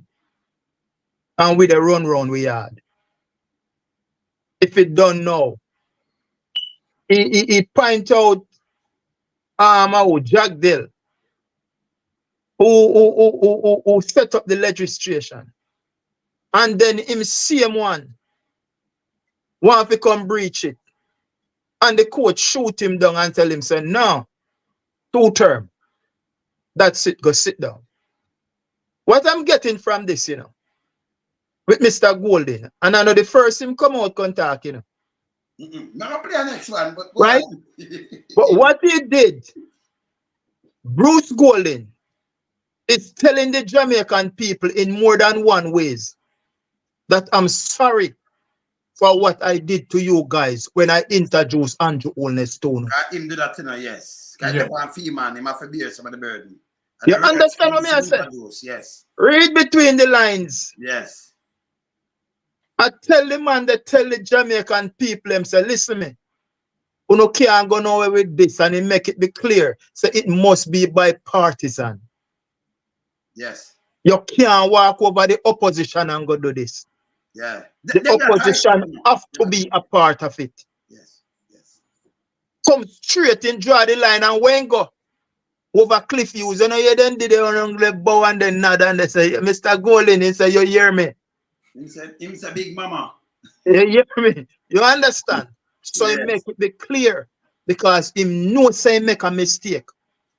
It's better than when make Ardley Shaw be Prime Minister of Jamaica. Ardley Shaw, in spite of a better understanding of the Jamaican economy, a better understanding of Jamaica people. Yeah, more than this guy. This guy is selfish. That's true. This guy is a narcissist. It's me, myself, and I. Build my family, the PSO Jades and my crown. And business, but nobody else. So I don't know how people hug up this. I don't know how people hug up this. We can't hug up corruption, brother. And we must put our foot down and make sure that this guy never get the opportunity to turn Jamaica in a republic, because that's what he want to do. He want to shift the narrative, remove our democracy, and Jamaica is now led by a dictator, Andrew Holness, and in Jing Bang them. Now go work, load of shit. And learn some of that piece of shit. Yes, man. Yeah, man. Let me show you something though. I want to show you something. You see, sometimes when people make mistake, Bruce, I get older now. Because remember people, I know if I would have online, I would have start shoot to power. So Bruce don't ever get closer to him grave now. We too, because every tick the clock tick with a second or a minute closer to a grave. Whether you like it or not. You understand? So Bruce name 70 had now and them thing, then I look and I say, all right. I forgot the truth because I know say me help mash up Jamaica by introducing this guy. Can you imagine? And him now hide it, I'm sure him now hide it. These are the same Andrew Holness. Run out! These are the same Dr. Philai. F-I lie, Dr. Philai. Yeah, Dr. Doom, Dr. Andrew Holness, Dr. Philai. These are the same Andrew Holness. We make all them promise. You hear me run out and I go out with the bag of foolishness and I try with them dictator thing. Let me tell you this. So I see him Andrew Holness run out from Michael Mann, then I say mash up the 70s. And a Bruce come out and say this. I'm no matter for me run out and clap him, because you know me have to clap him. And then everybody start clap him and Bruce run out and say no. Hear what Bruce say yes. So me know Bruce regret it too, Bruce, me know you regret it. And them I call him all kind of name now, Say my traitor. Yeah. Bruce Golden, hear this. Because remember, aromatic.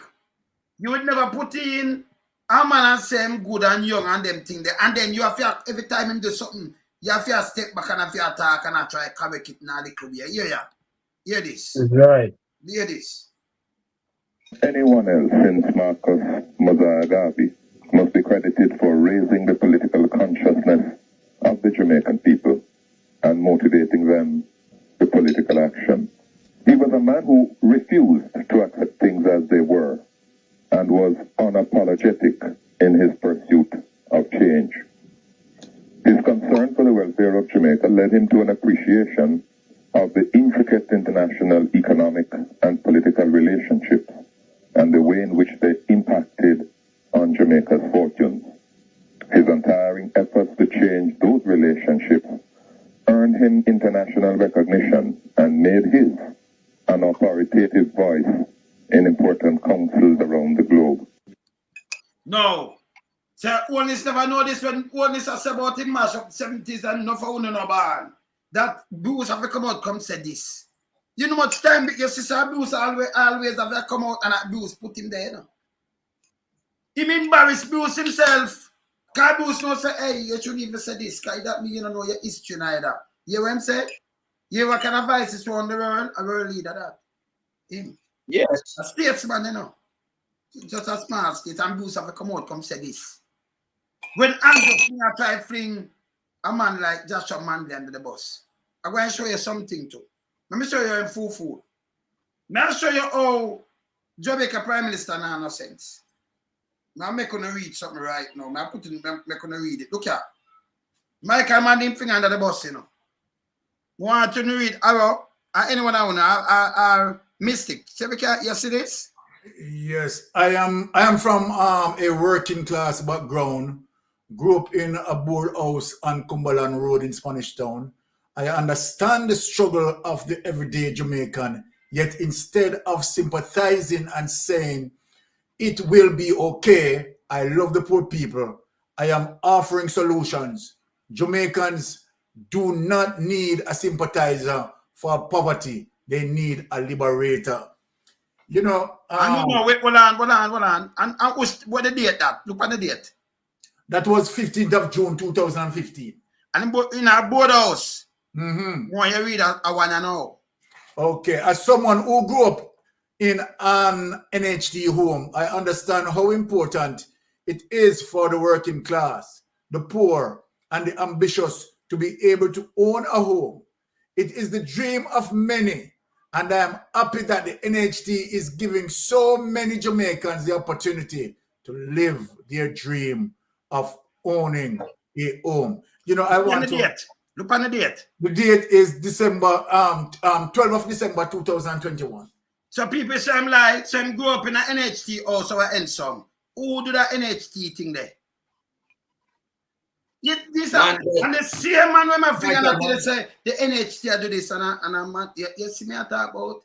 But him going in a 1 bedroom board house, then 2 bedroom. But you still go up in an NHT. NHT is not a board house. No, you cannot follow this guy. I don't like this thing back. Brother, you know, see me I show you, so I'm going to show you. That's what I'm talking all the time.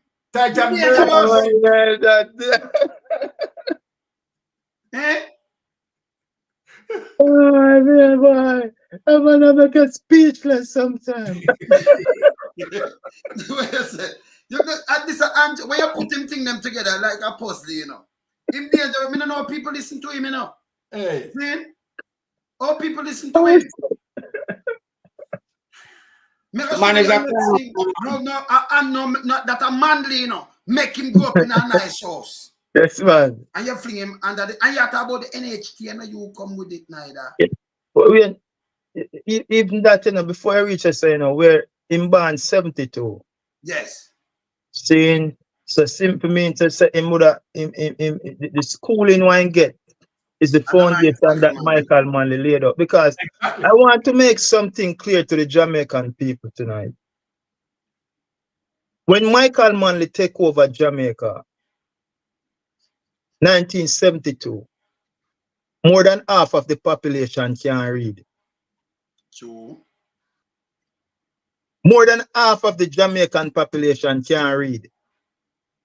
And by 78, Michael Manley filled that gap there. And Edward Seagar nobody do it. And Michael Manley. We have come out of slavery, sangster, buster, and Shearer didn't do anything about education. It's Michael Manley. So the benefit one live after today. And the parents them could have helped with homework. You understand? You have the nurse them now, and the doctor them now, and the teacher them, and the lawyer them now. You don't have to give thanks to one Michael Joshua Manley and the People's National Party. And we go do no history if we no face a lie me I tell. More than half of the population could not read when Michael Manley take over Jamaica in 1972. One go do no research. But and the facts is out there. You know, Aro, let me strengthen you on that. I always grieve when I hear someone say that both the PNP and the GLP are one of a kind. And so then when I hear those utterances, immediately I realize that, okay, all right, this is an unlearned person. This is a person who lacks totally political history. Because for those persons who are fully aware, right, and have knowledge, will never, ever say that. And I'm not here saying that, okay, all right, there is no corruption in the People's National Party. That is not what I'm saying. Right? What I am saying as it relates to the fundamental policies and the development of black people, right? And where the People's National Party is far, far less corrupted, right? People's National Party deal with the development of the nation, building the nation, and the evidence is there. So whenever I hear any person try to compare the People's National Party and the Jamaican Labour Party, I don't have to argue that person is definitely unlearned. You know the thing about Andrew Holness? You know what grieved me? Is not even what Andrew Holness said, you know. Is to really show you that Andrew Holness undermine the entire Jamaican people. And let me tell you why, people. For Andrew Holness to come up poor from out of the bosom of the poor, it confused my body now. And it will confuse, any critical thinking person to have an understanding, someone who came from the bosom of the poor, right? Dealing with the poor like this, dealing with us like this. Hear what Andrew Holness said, that burned me to the core. He said, for the people, right, who are not to vote for a politician, the people are not to vote for a politician who will promise them things, and when them win, them dash pies upon you. Hey, look here, Jamaican people. When I look what Andrew Holness said, that the people are not to vote for a politician, and when the politician win, the politician dash pies upon you. And the same Andrew Holness listener who want to who want to reform a constitution and don't want to put in the constitution an impeachment bill. People, when you look at that is a deadly poison that Andrew Holness fling upon the people. True. The fact of the matter that Andrew Holness is saying that members of parliament can do anything and don't have to be impeached. This is the poison what Andrew Holness talking about, you know. And so then, I am saying that this level of wickedness that Andrew is doing, it goes further than deep. This is 100% pure evil. Andrew Holness is 100% pure evil. And people need to realize what Mystic Sensation is saying. for Andrew Holness to recognize Jamaican and call them a star. And then him and Nigel Clark and you Crosskerry, take away, and look here, I say it clearly, I am saying it clear and plain because I saw it going. Nigel Clark, Andrew Holness, and you Crosskerry, take away the people's investment in SSL. And here we are today that they are trying every endeavor best to protect SSL, not to make the information come out and Jamaican people and the PSOJ who want to defend him, and some people who claim they're brilliant.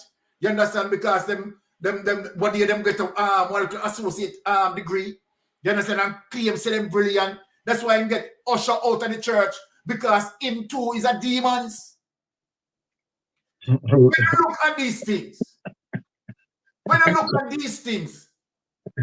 right? When you look at the awarding of contract, when you look, let me show you the poison again. The poison what Andrew Holness is showing. When you look and see how Patrick Bailey, his Andrew Holness, then lawyer, a man died in his home. And Andrew Holness stand in the middle of that,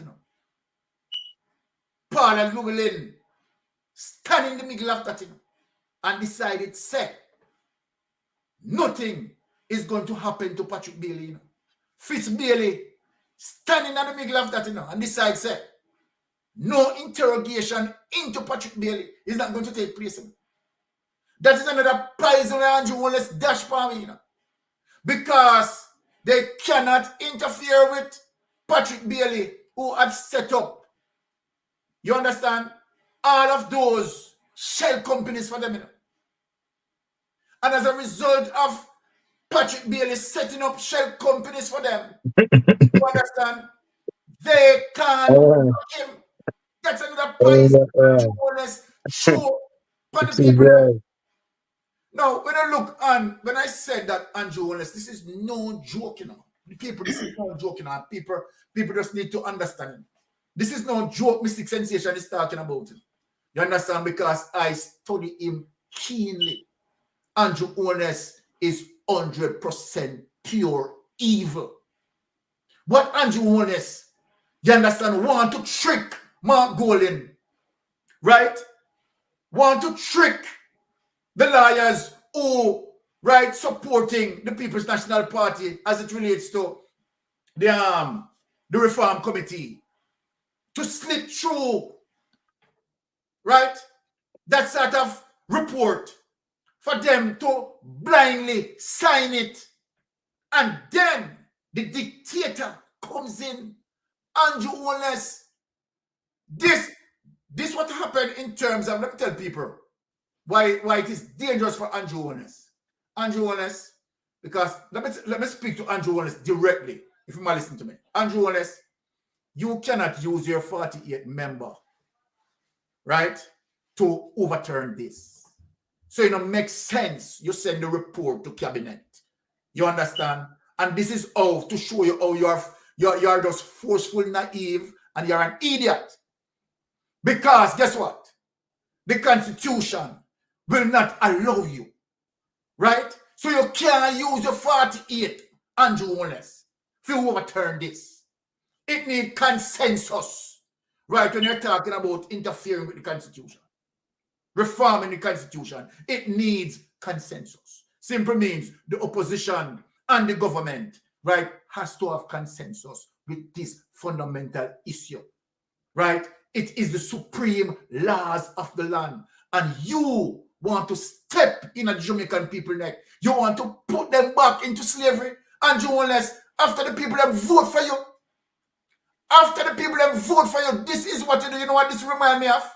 This reminds me of the police who kneel in the black man's neck and said, I don't care. I am white and he's black and he has no right, and I have the right to kneel in his neck. I have the right to have him slaughter in front of the world to see that I who is white, who is superior, have him under my knees, and I am killing him in front of the public. Andrew Holness, when I talk about people, you understand, need not to vote for politician, and then dash poison on you, and then you come back and you throw in poison on the people. Andrew Holness, you're worse than that policeman who kneel in that black man's neck. You're a vicious people, and the Jamaican people need to see you for who you are. You are 100% pure evil, and I yield. You yield. All right. I'm going to show you next thing before you come in. Let me show them my next Bruce calling. Now show you say Bruce feel away over this. Him was Michael Mann, the Bruce affair try to clear it up and make him know say no, it's a giant this. You shouldn't touch him, don't do it. Because if you run out of school, Andrew, you know, and everybody run out on him, you know. And him do the thing that today, yeah, Bruce, I tell him say no, the Caribbean Court of Appeal. And saying, yeah, Bruce say yes again with SSL. Yeah, Bruce again. Bruce supposed to have said this a nightmare. Hear this, Bruce. You don't want to know, but you don't want to rush Bruce when Bruce come talk, you know. But I'll show you who come talk on this Bruce. Bruce talk and hear this now. Hear who this Bruce people Queenie. Defense of the Prime Minister this evening by one of his ministers amidst questions and criticisms after the SSL multi-billion-dollar fraud. Now it comes from Everett Warmington in the wake of former Prime Minister Bruce Golding's recent comments on the issue. Among the critics blasting the FSC and by extension the government's oversight of investment entities amidst the SSL fraud saga is former Prime Minister Bruce Golding. On a recent radio program, Mr. Golding suggested that the government dropped the ball. According to Mr. Golding, the government has a responsibility. They are the ones that issue licenses to these investment houses. And him right! But hear this, him right! In the issuing of the license, what they are saying to the public is that the government is satisfied that these are good people to do business with, so you can go ahead and do business with them. He went on to say, well, that is what Usain Bolt did, and look what happened to him. Well, that comment has not gone down well with Minister without portfolio in the Ministry of Economic Growth and Job Creation, Everett Warmington, who has blasted the former party leader. It's a guy who has lost his relevance and is trying to be relevant. But by attacking your own party, it's just supposed to be. You see, that's what I'm telling you, so they're not good enough people. Let me tell you something, this is not supposed to be about party, it's supposed to be about country. When you run government, you run government. That's why I tell us that Queenie is a big dirty thinking stinker. This a piece of shit is a big dirty piece of stinker. Hear him attacking your parties and put party over the whole country. And I'm going to tell us that Bruce, listen to part or two. True Bruce come tell the truth, you know. Yeah. That don't make you relevant. And I want to say, Bruce need to stop it and stop it now. Back off. Mr. Warmington insists that Mr. Golding's statement on the matter is not valid, suggesting that the government has no part in private transactions. My position, based on his statement yesterday, is some program is on. Enough is enough. We're going to talk about government to encourage people to invest in stock and what they're doing. When SSL, what on earth does the government have to do with SSL? You said you some big and done some fool. I want piece of shit here. When me see me, my hey. When me see a piece of shit here, that nasty Queenie here. You know, some big dunce and fool. Eh? Oh, them same when I talk about what them call it, they think that what them I investigate now, what them can't release again. Wait name here? FinSac. What the government did ask, so the government have to do it FinSac. Remember, you know, although the people them go borrow loan, including Sia go borrow 31 million for God send the pay it back. And then call for them, but the government have to step in. Because you can't make it draw down the country. No, I must say what the government have to do with SSL. A matter of fact, it was Eagle that changed the name to SSL. In 2008, when they can go look. Yes. They changed the name. And them continue run it. See? No. You hear this though? Yeah, no private entity. Am I idiot? Paul All them Cheng. get a license to operate. It's Eh? Paul Cheng Young and Associate. They them change it. Yes. From Paul Cheng Young, them change that to Yeah. SSL. In Yeah. 2008, you're right, Wayne. Them. SSL. It's a private investment entity. Yeah. He further contends that the former party leader's comment is part of a continued attack on the current leader and the Prime Minister, Andrew Holness. What I find with this guy, he always finds some reason to go after Andrew Holness indirectly. And my position is, Bruce Golding, as leader, has been a failure. As Prime Minister, double failure. All right, people, me take that serious. So I'm telling you, he was a part of the cabinet. He was a part of Bruce Golding government. Him. So I'm telling you, so the administration was a failure. A true matter. I'm as a Prime Minister, double failure. So I want to give them this 8 years again. You hear him come to the truth again. Him that one this, you know. You hear him? Right. Let me just carry in this. Because Bruce always attack, you know. And I feel clean up there in Andrew. He must regret it, man. Must, man. Yes, like. Well, as it relates to Prime Minister of Jamaica, never in the history of Jamaica have we had a Prime Minister that has so many controversies surround him. As it relates to corruption, misappropriate use of the public funds and all these things. You understand? Education sector is a key one I want to touch, because I remember back in the late 70s, early 80s, and coming down to the 90s, when Jamaica dominated spelling bee competition in the region, Miami, so to speak.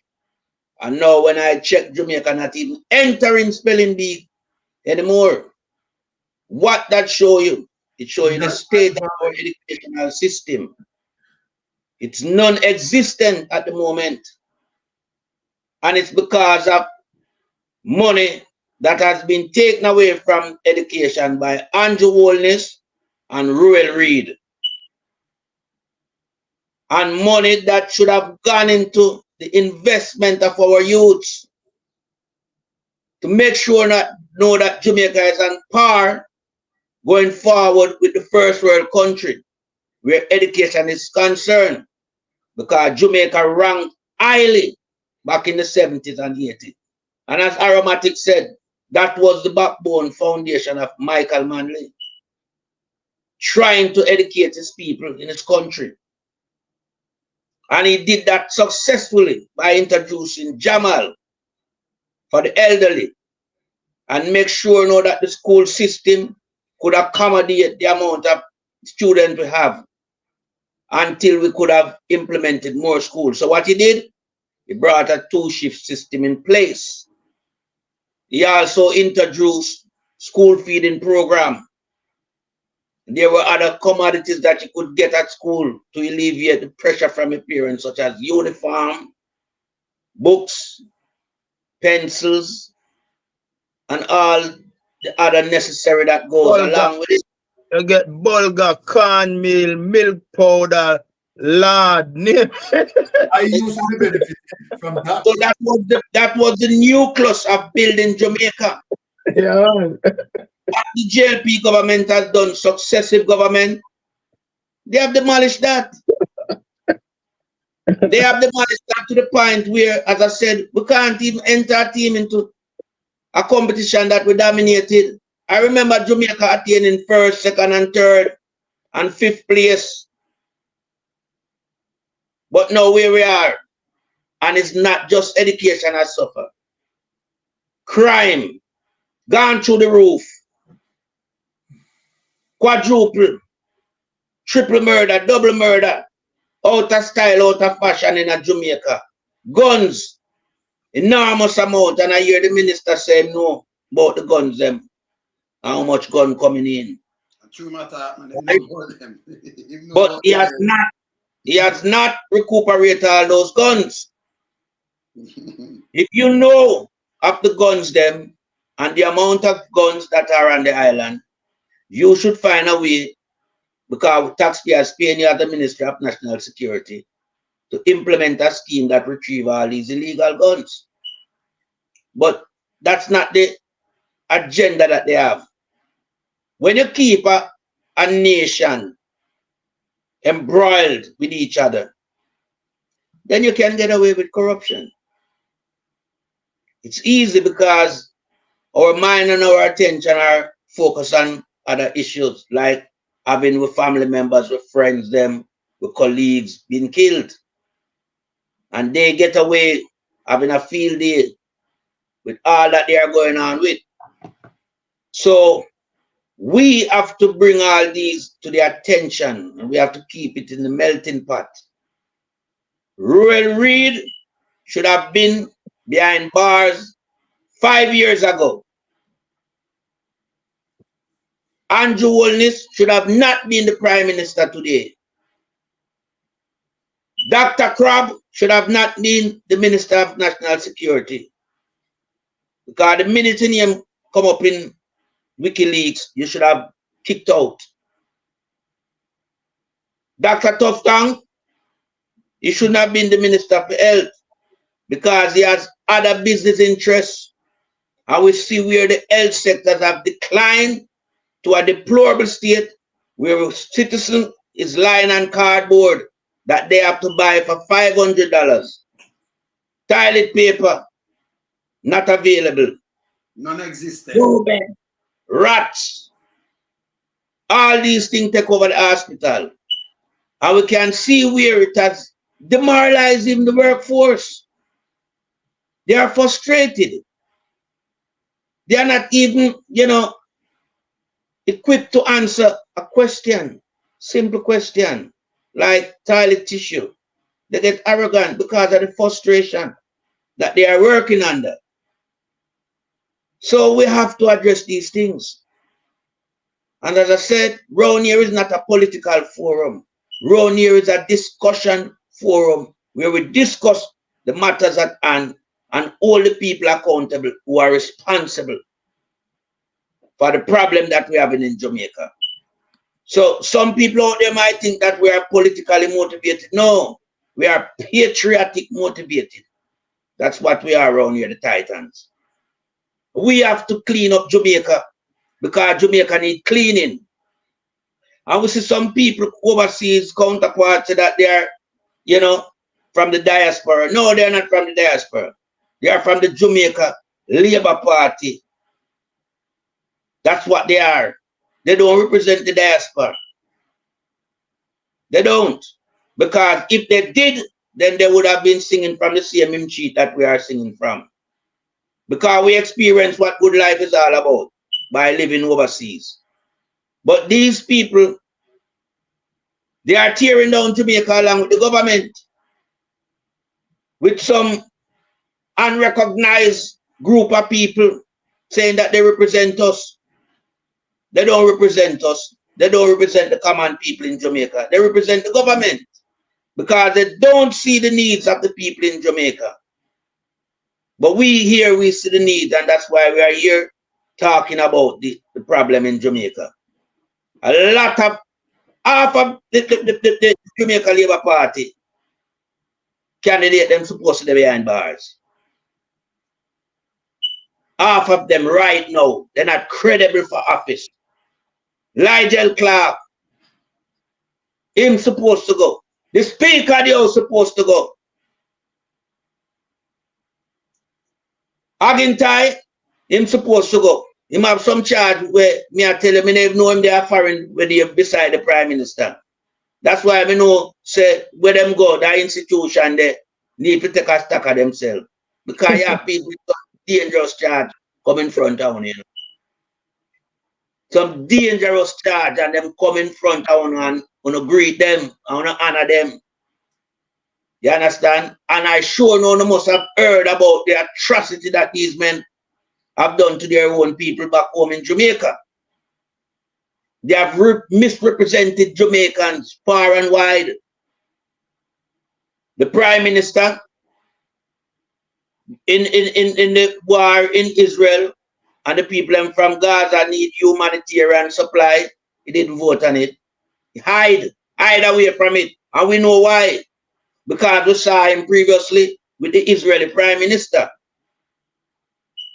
signing some deals and, having a friendly time. So he would have never looked at humanitarian over his friend needs of destroying Gaza. So we see all these things and we're pointing them out. This man is not a man for the people. He's a man for his pocket and his friends. He's a criminal, he's a plain criminal.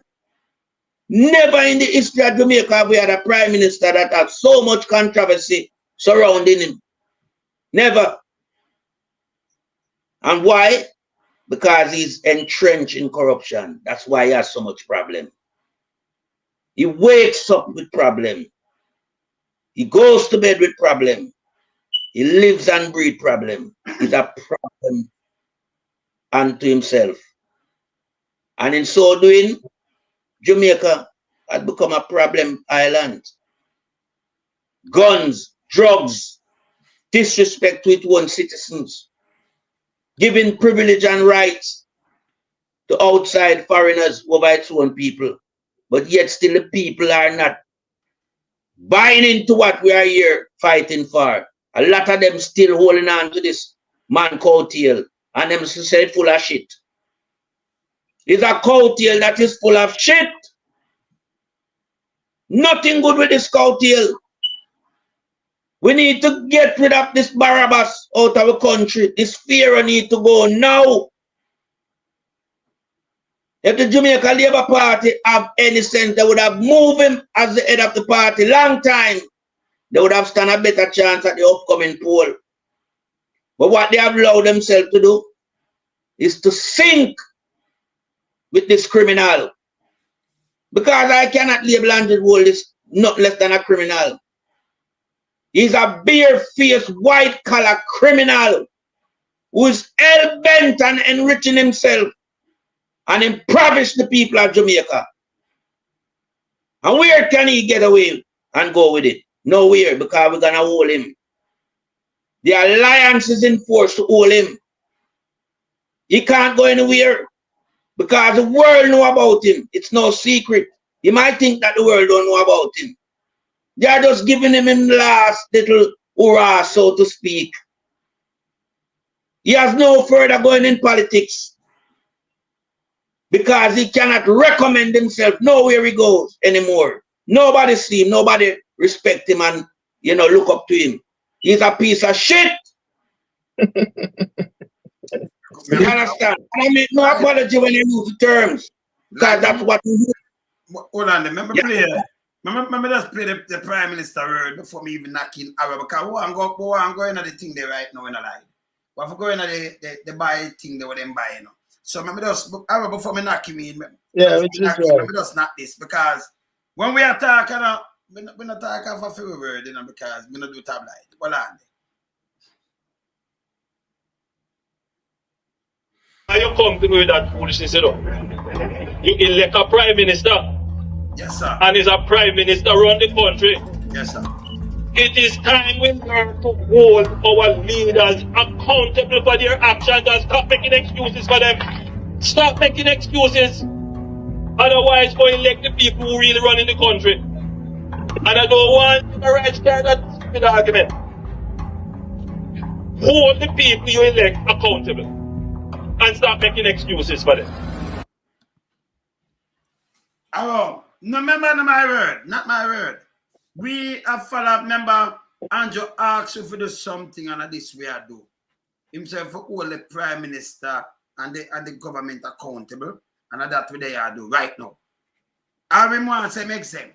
What you say, Arrow? No, he's not. He tell us to. We were minding our own business. And he summoned us and tell us that we must hold him accountable. And that's what we are doing. But this is why I don't like the Jamaica Labour Party. You know, I make it clear because, you know, say, you understand, me no hold back, me no name nobody yard.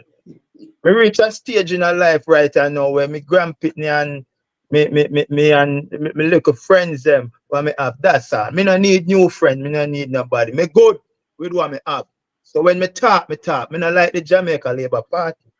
Because the reason why, when them in a power, them believe them are the baddest and the mightiest people. Them want fight them, intimidate them, do all kind of things, bro. No, just look at this. Bruce Golding, as a former Prime Minister and the leader of the Jamaica Labour Party, a big ice take place in SSL. And he come out and he speak against it. Now you have a shit cutter, right? Like Warmington. Yeah. Go come out and they say the man they seek relevancy. No. 200 and plus customer lose almost 5 billion. Yes. But them rob. But them rob. Yes. And the man come out and speak against that. And you say the man is seeking relevancy. Yes. When Nigel Clark was warned about SSL more than once. And what did he say? He said he never get the letter. And some day later I'm going to find it in a one cabinet. In office. You understand what I say? The icon bolt. What put Jamaica name on the black way take it from Herb McKinley them and Donald Quarry them and Merlin Natty them. Him come and resurrect the sport and put Jamaica upon a different level. And you know take that youth into consideration. And the man come out and speak up against that. And the only thing what you can say and your prime minister no come out and tell us, nah man, relax yourself and behave yourself, man. You know, deal with foundation and leaders. So them man has set the thing for it. The man allow these little dingy fly. You understand? If you just come out and fly over your banana and fly over your apple and just swarm it. Sometimes I don't want that again, man. I garbage. You know, put them in a them place. So these guys no feel that them can come out and talk to Jamaican and talk to leaders as them please. Because behind the scene, the Prime Minister give them that power to do so. Because he as an individual at time cannot come out personally and attack you. But it's what he tell them to come and do. They come out and do it. Because if that weren't so, the Prime Minister would drag them up and say, no, let me down, because when you go talk, so and me at the end of this, you know, brother. So if you go out there and you disrespect somebody, it's coming right back to me. Seems that no happen. The thing just continue all along, bro. So me take that stand. Me can't have nothing with them people here. Because them people here just push violence and want to ram down everything down the citizen of Jamaica throat. Me not cut your speech, but more put in a next Bruce. Bruce one Andrew about him thing. And me finish your speech, but more put in a next Bruce. That will show us Bruce fed up still, you know. I must regret it and say, boy, I mean, look man regret, man. The man regret, man. Put in it. I put it in. Look on this. Bruce calling. Look here where I'm saying so. See where I'm saying so. What on there? Hear this, just see it good. Cause so them still have run out, but here where Bruce say so now. I am not a believer in the death penalty. But for this, I would make an exception. Anyone found with a gun should start with the death penalty. Oh, anyone found with a gun, you see where I'm coming with? I'm not going to pass him, I'm going to Bruce.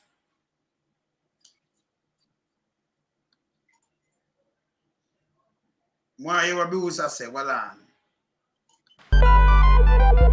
Why you Bruce I say? Listen to the Commissioner of Police. Listen. Yeah, Andrew Holness today. Well, I expect him to mention about keeping time. I am saying to the opposition, listen to the voice of the people. Listen to the voice of the communities in the West. Listen to the Commissioner of Police. Listen to the Chief of Defense Staff, and let us put back in place the state of public emergency. This is not government, this. Yeah, but you listen to them and make them come you know, do your kind of little things. Kind of criminal them go for them are the criminal, you know. At this was a Shabbat labor, right?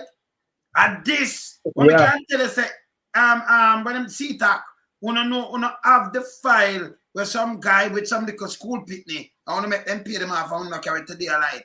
Wanna charge them this piece of shit. Continue. It has been 30 years. Oh, listen. Westmoreland has been waiting. Oh, listen, more or less realistic. What I'm want here, abuse more here. What I'm more or less realistic. Now, again, time come out of my move, man. Banana with salt, you want abuse more here. Bruce, hear this now. Ready. Since becoming Prime Minister, he has built a treasure trove of public goodwill. He has exhibited a style, a commitment, an energy, and a determination that has resonated with the Jamaican people. That's how when him trick them, you know. But your Bruce said I want him now. Listen. But I want to make it very clear. Listen. That goodwill that he enjoys is very delicate. It's very fragile. It has to be handled with the utmost care. It is something that can vanish in the twinkling of an eye. Bruce want him. So it has to be protected and preserved because he is going to need it in order to mobilize the country to confront the many challenges that we face. Challenges. And we are going to need the public goodwill that he enjoys when the next elections come around. When we mess up, when we screw up, he's the one that gets the blame, not us. He's the one that gets fried in our fat. If we do our job well, with integrity, and in the best interest, not of ourselves, but of the country, we not enhance it, we strengthen it. If we screw up in doing that job, if we make the mistake of believing that the assignment we have been given is something that we are entitled to because we are good laborers, if we believe that we are put there to pursue our own interests or feather our own nest, then we're letting down Andrew Holness. We're cold in the game. We must not let him down. I told him last week that he has accumulated political capital that I wished I had had. I said to him, as my leader, as my successor, and as my friend, you have that political capital. Don't be afraid to use it when it is necessary to use it. Because if you don't use it, you're going to lose it. Bruce, you tell too much about your secret. And your secret is gone. See what me do, you have cut off your little dirty thinking knob. Well, I make sure you come back in an arrow. See that? See the knob where I'm saying I turn up and turn. Me cut it off and dash away. Him gone. In my ways right now, I'm at Xerox. Bruce want Xerox. Bruce want him. Bruce want them. Yeah, arrow. Yeah, that's it. As that just chip in, as I was saying. Now, if, as he said, if them fail to perform, it go and look bad for Andrew Holness. So me I say, why him allow a Warmington to come out, come call a Jamaican citizen, fly dog, flea and chink, and now put that person out of party. Now your farmer, a leader and Prime Minister of Jamaica. The man come out and say the man they seek relevancy, and you know put the man one side. Same man You understand? Same man. So if Bruce can see it and Bruce are not the Prime Minister again, and Bruce when they warn him, say, listen me man, wanna stop take the Jamaican people for granted, because they're going to come around back, come bite, you know. Because the Warmington behavior and fear behavior. You understand? Why you feel say, why the little bit of fame, why you ride pan over the Jamaican people for the 2 consecutive election, you feel say go last forever. Jamaican people them are green lizard, brother. You understand what I say?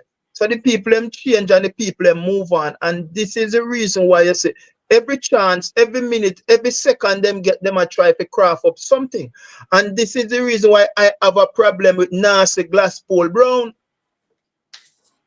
That piece of shit nothing dead so for the next election. And if I quote the opposition for carry go because of the flood what the man bring off in the local government election to get rid of that piece of shit, them to get rid of him. The political ombudsman must remove from the ECJ and put back where they're supposed to be. True. Not supposed to be under the ECJ where Andrew Holness oversee that sector. You understand? So we need to fix those 2 things because right now, you know, the man them a graph is straw. Because yesterday try to go for the constitution, for the republic thing, it backfire upon them. What else them go do to win the next general election? We have to get to Nasty Glasspool Brown and we have to get back the political ombudsman where that office belong. Independent from both political parties. It is a must. Those 2 issues address before the next general election. Because if not, him pull it off in the local government election. Him pull it off in the local government election. Because Jamaica must remember, you know, that them get a horse whipping. That man have to have polling station open until 9 o'clock. And polling station close 5. So just look into that. When the election call, you have 3 seats. You have 3, you have PMP have a must was 6. And when the night done, PMP must say there are 3. No, them call and stop it, you know. And them call. And you there are 6. And them call and stop it. At first, and local government will less people vote and them stop it. Glasspool Brown again. Boxing about you with the them case. Glasspool Brown again. Yes. In the middle of the counting. The Prime Minister, because of the Prime Minister Andrew Holness call him, nobody else can call that shot. Andrew Holness call him in the middle, knowing that we have an election from 2020. We don't have a local government election about 8 years. 8 years. So the ECJ should be ready for this. There is no reason where the counting should cease and desist and start over tomorrow. And then about 11 o'clock at night, Prime Minister come out and say win. And not never go so. Because some people can St. Mary, St. Mary, and win Kingston and St. Andrew, and not go so. It's a must. The other one's a whipping. Win is a must. Mistake is a must slide. We address these 2 problems. The Glasspool Brown and the political ombudsman must go back neutral before the next general election. Totally mistake. Yeah, totally agree with a while ago. But you know, sitting here, listening to Bruce Golding, right, endorsing Andrew Holness as according to Bruce Golding and some good deeds and some achievement. To me, we relish that. Well, I mean, but this are from the first, when them just win, just tell them, say, don't do this, but them come do it. Yeah. Just say, remember, because when them same popular show the clocks, we rub off that one cut off him not doing now. But yes. Hold on there. Our whole side you use. Yeah, whole side we use, man. Yeah, man. The truth be told, people, hear the irony. Hear the irony of the situation. Bruce Golding said, if them fail, referring to the members of parliament, right, as it relates to Andrew Holness' government, if them fail to perform, right, Andrew Holness would be blamed. People, I want you to take that and put that through your cranium as it relates to what Bruce Golding saying there. Now, what Bruce Golding said, let me repeat it, that if they fail to perform, which is the members of parliament, Andrew Holness would have been blamed. The reality of the situation, as what we see unfold, it is Andrew Holness who inspired them and encouraged them in evil. It is Andrew Holness who feared them and not them who fear Andrew Holness. Let me show the people. Let me show the people what I'm saying. Andrew Holness encourages them, all of them, not to sign the code of conduct. So they did not embarrass Andrew Holness. It is Andrew Holness, who after listening to that, as it relates to what Bruce Golding, giving him some words of encouragement, and where he was now responding to Bruce, that Bruce don't tell them all the secret. You know, because he looks on people's political career and people's political affairs as a joke. He look at it as a game that he's playing to benefit himself and enrich himself. And he see them, he see the Jamaican people as pawns to move around on the draft board, right, to benefit him. Because guess what? Him telling his members of parliament not to sign the code of conduct, what do you think? Preconceived thoughts, premeditated situations that is now revealed and what? Executed as it relates to what? SSL. Andrew Holness knew very well that SSL was Paul Cheng Young and Associates, right? Andrew Holness doesn't have an ordinary profile account in SSL. I keep on telling people that SSL, Andrew Holness, Hugh Croskery, and others, they are shareholders of SSL. This is one of the reasons why that Andrew Holness and Nigel Clark will do everything in their power not to make SSL investigation revealed to the public.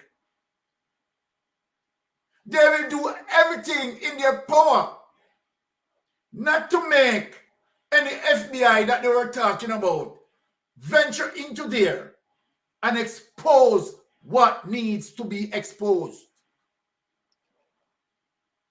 Now, here we have a prime minister. And when it comes to the PSOJ, certain little things that they rush out on Mark Golding and criticizing Mark Golding and mainstream media.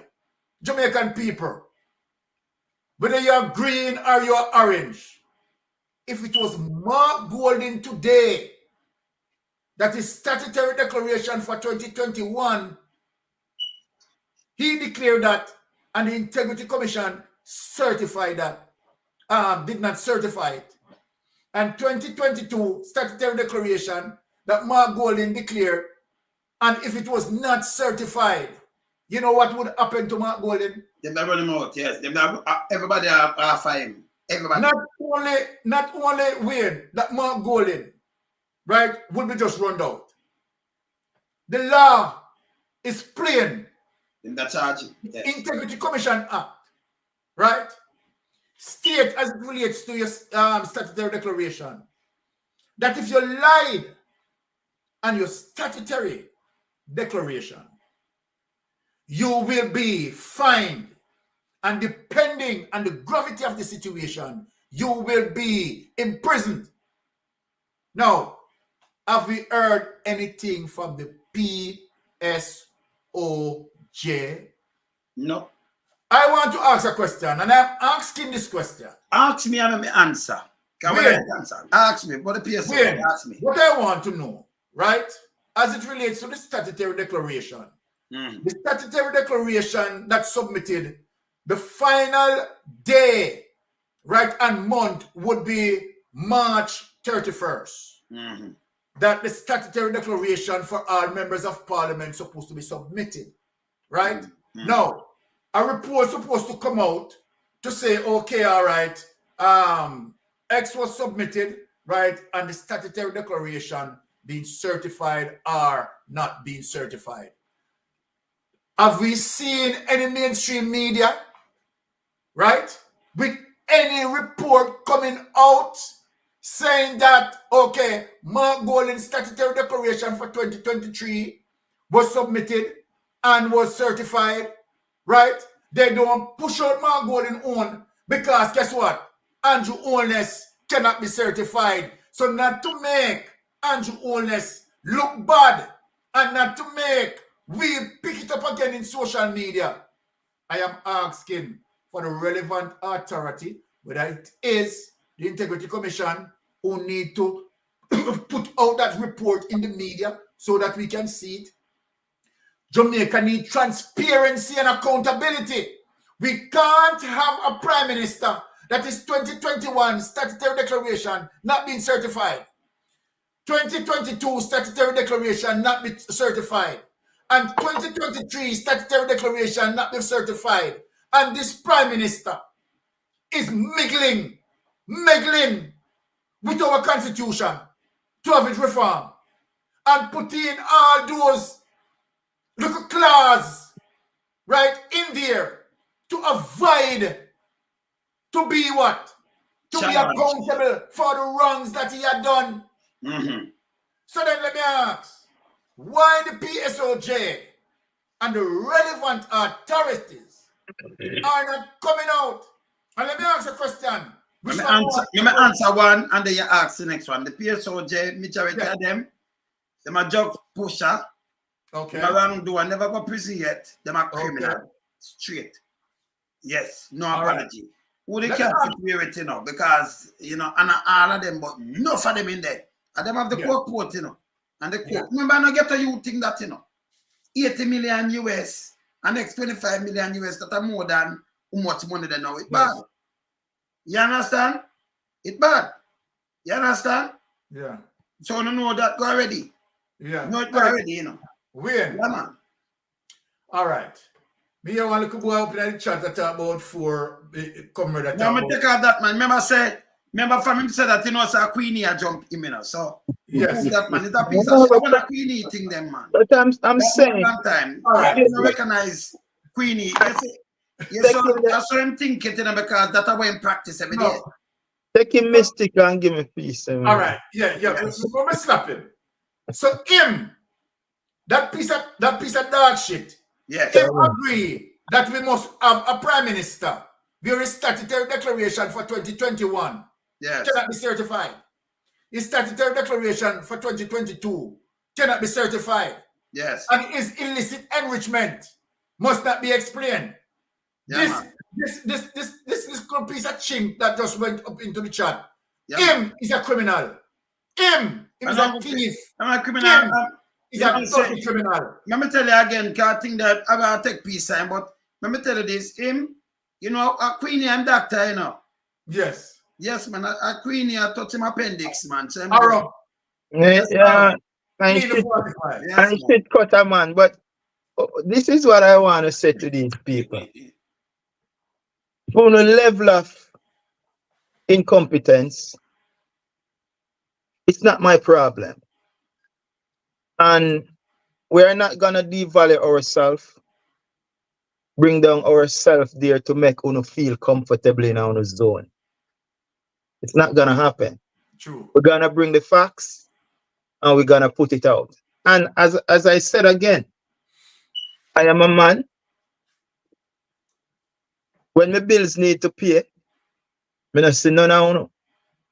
Kids them forget money, my mother. Whosoever, I don't see none of you. And the last time I check, I have a right. So, If you want to call me a comrade, what does that have to do with me? I'm a comrade. But that have nothing to do with me. It is simple. Don't move. So if you're coming, so my wife, my labor right. Yeah. So obviously. to be a labor right. So you, it's okay. It's okay for you to be a labor right. Yeah, but it's a problem for me to be a comrade. You have no right to be a labor right. Yes. But you don't have no right to be a comrade. No. You saw him stink. You understand what I'm saying? And I've Queenie and touch up in my appendix. Wait there again, I never know. Appendix. Don't come on here. Queenie. You touch your appendix. Don't come on here. We are not man. He could have bust in him right there now. Touch your appendix. Man, it bust by you. You're good. You're going to her. Come on, appendix to that bus in there. Queenie, I touch up your appendix. Man, shit could have bust up in him. Then now the slow appendix. We now have to send up nails. I'm lucky. Go back to Queenie. It's okay. Yeah. Right. Yeah. As it relates to Andrew Holness and everything that's happening around him, I want to highlight the fact that the reason why he has not been asked by his fellow members from his party to resign is because all of them is in it together. Agreed. Because no one else in the world, if you have a leader of your party that is not popular with the voters, and when a poll is being conducted and it shows a swing of 8%, that party leader would have to omit office, you know. He would have to leave. Yeah. But because he's a gang leader, it's not a prime minister, it's a gang affair they're running in Jamaica. And he's the bigger and the badder man in the gang. I don't think any one of them can even talk to him, because he has this nucleus within himself that he's above all. So what we find is that there's no transparency in the Jamaica Labour Party. They're all choppers. They're all drugs pushers. You have people in there who are pedophile, who have you understand? And a whole lot of disgruntlement that surround them. And what they have done, they have destroyed the fabric of Jamaica. Right now, Olympic is coming up and Jamaica don't even look like they can even perform in an era where they dominated for so long under the PNP government. The PNP government made so much funds available for sport in Jamaica that we could have performed to a high level. I've seen some recent meets took place, and Jamaica athletes are at a shambles. We see what they've done with the women's football team at the World Cup. And these things are pointers to show that the government is not running the country properly. Sport is very fundamental to the development of any nation, because sport is done on an international level and it brings a lot of revenue into your country. And if you go and neglect your sport, especially track and field, then it tells you that something is fundamentally wrong in Jamaica.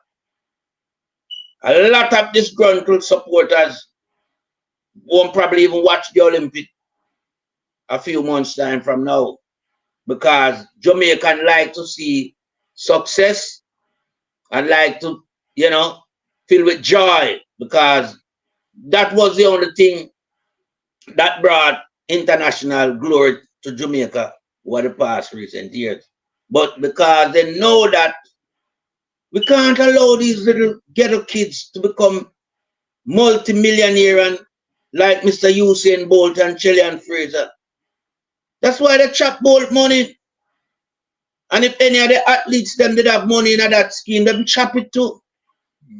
Because this is to take back from these young people who suffer through adversity, sometimes couldn't even go to bed with a proper meal, but through perseverance and good guidance, from home and from the school, they achieve something which their talent allow them to.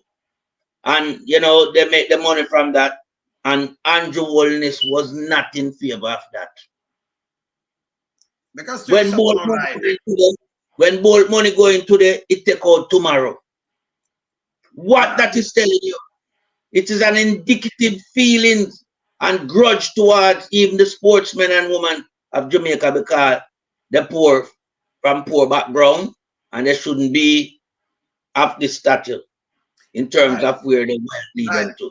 Sorry, like, I could draw the gear because we see enough time around and I could draw the gear upon Andrew yet. I could draw the gear now on go by him thing. I'm not show no corruption. I'm not show you right now the Minister of National Security and Injustice, Minister of National Security, Insecurity, Dr. Crab, Insecurity, National Security, Insecurity, Dr. Crab. Look upon this, I'm going to show you this now. Dr. Crab. And then I'm going to show you something else. I'm going to ask you if this is not clear. Yeah? Look upon this now. Look upon this. And here, what the man has said to the police. The National Police College of senior officers had been revamped from 10 weeks to 39 weeks. The three-semester program and is almost equivalent to a master's program now. We are collaborating with Delaware State University in the United States for graduate level training for our police officers. A significant number of us have started that program. And for the first time in its history, the NPCJ, the National Police College, is a path to acquire NC vet certification for all its training programs covering entry level, specialized areas, and supervisory management to ensure that we have the professional skills to manage the police force. The professional skill for man the police force. But here what the problem with this now? You see, sir, at the SU that, right? Delaware State University. Now Friday them get a one year. Look on this. Look on this. Remember, you know, this is how Wednesday them do that, you know.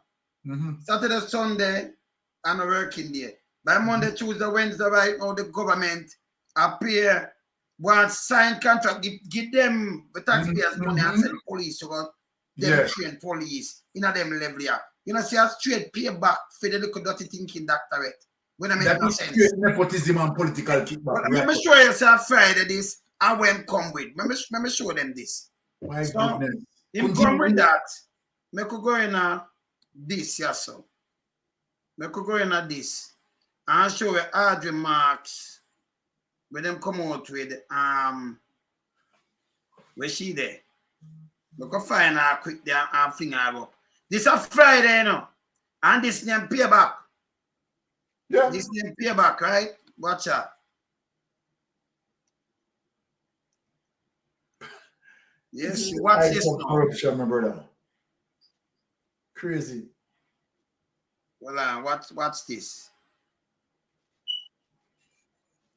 All right. Well, with this, where you gone?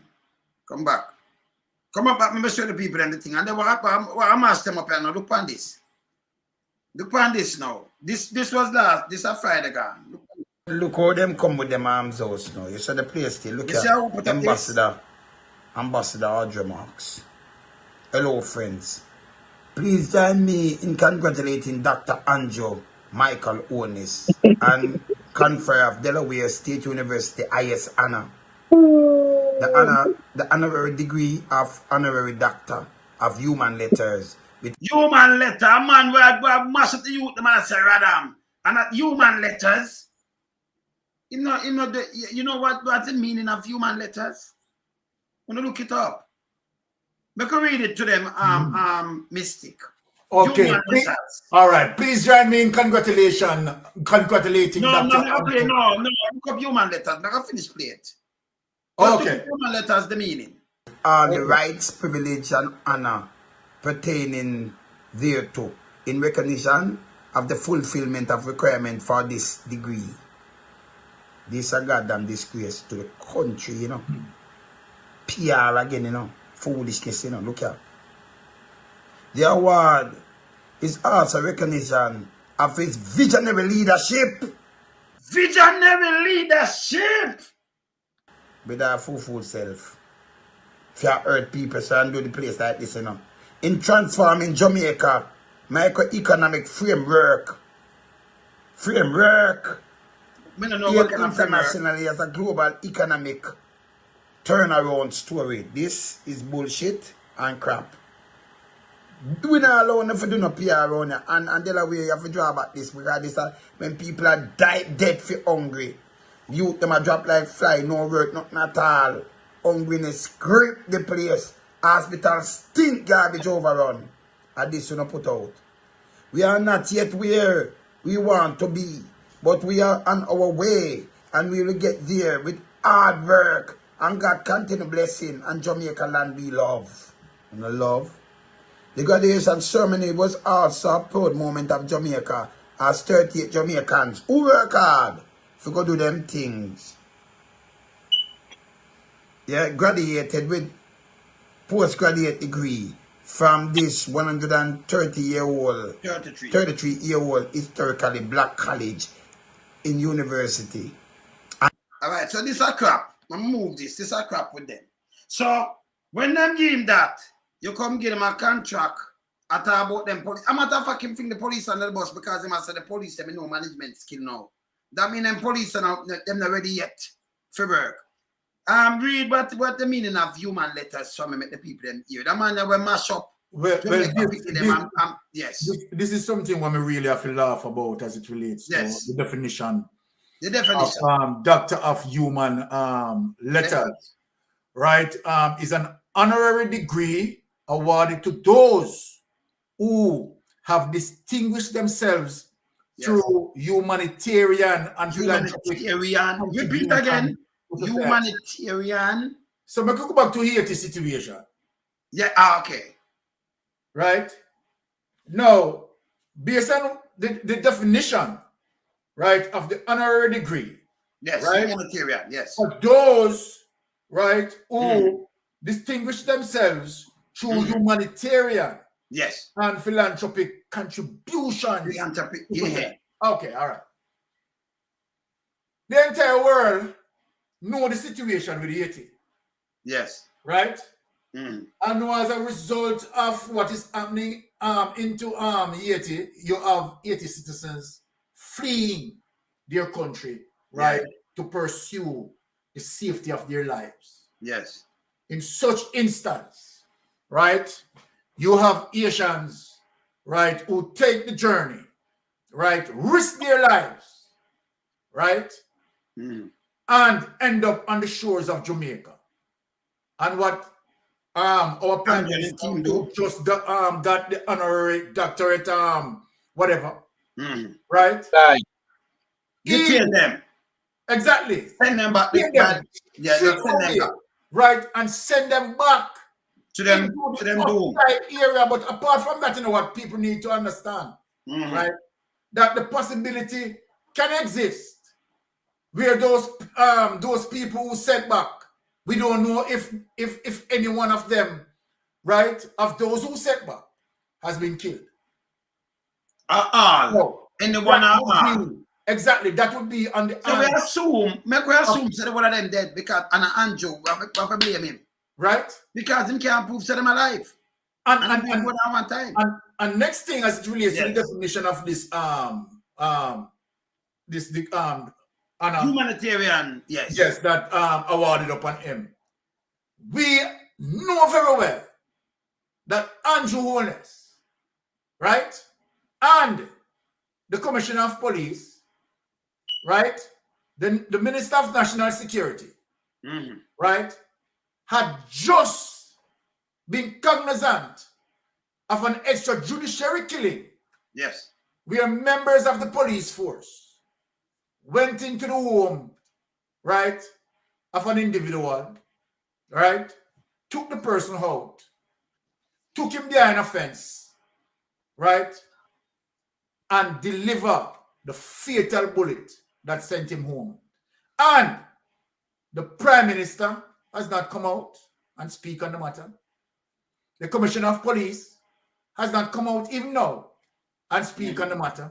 The Minister of National Security has not come out, right, and speak on the matter. And the Prime Minister, for self-grandizing, for self-grandizing want honorary doctor and doctor of humane whatever on his shoulder, right? To be called and to be addressed as Dr. Andrew Holness and blah, blah, blah. This is bulls. Bullshit. Bulls. Totally bulls. And here that now the university being paid, that now our police, that the government now is going to sustain, right, as it relates to our police officers now getting certification through the university. So that is how the university now being paid. This is what you call nepotism, political kickback. Let me show you something again. Don't move this up. Because every university have a clean record. Yes. If it do anything out of the way. All right, make me read this. Make you read it. Look on this. Let's see if we can see it properly.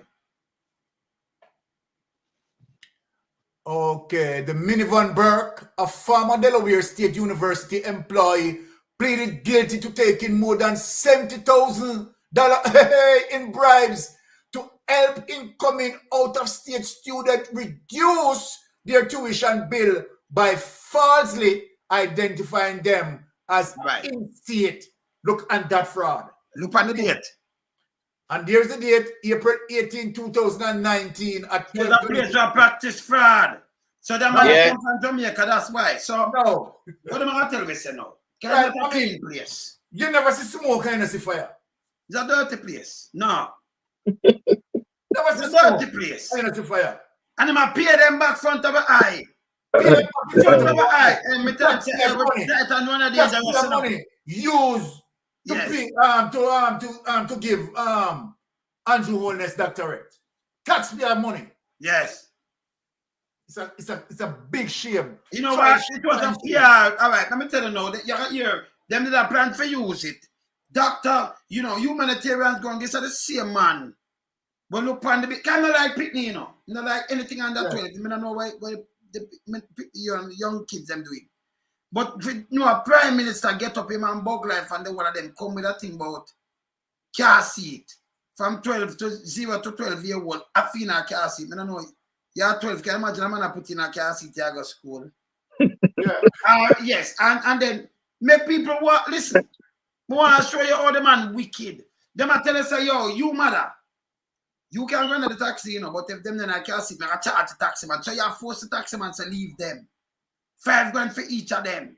So me I can afford them, I have 4 car seats in my thing. I remember, you know, pay them not, you know, the taxi man for a buy it. So in other words, I tell the taxi man, say, yo, the taxi man not carry you. You know, I put up the sticker. Kids not invited or something. Kids not allowed. So I'm a force a mother who I go hospital or school 10 miles away. For either walk with the kids, them are you go home alone and make them walk alone with each one. You leave them unsecure, Anjo. That is evil. Then you use Zozo and state of emergency against them. Poor people are you. Then you say, Radam. Hey, me know why you say my word, you know. Let me just show 2 things and let you know upon him now. Make him mash him up, man. Let me show you 2 things, people. Watch out. Radam, not my word. Look on it. Can't see it. Look at. Look at. Because Andrew, me know why you say me say something, you know, when are you a deal with it. And look at. Look at. Hear this.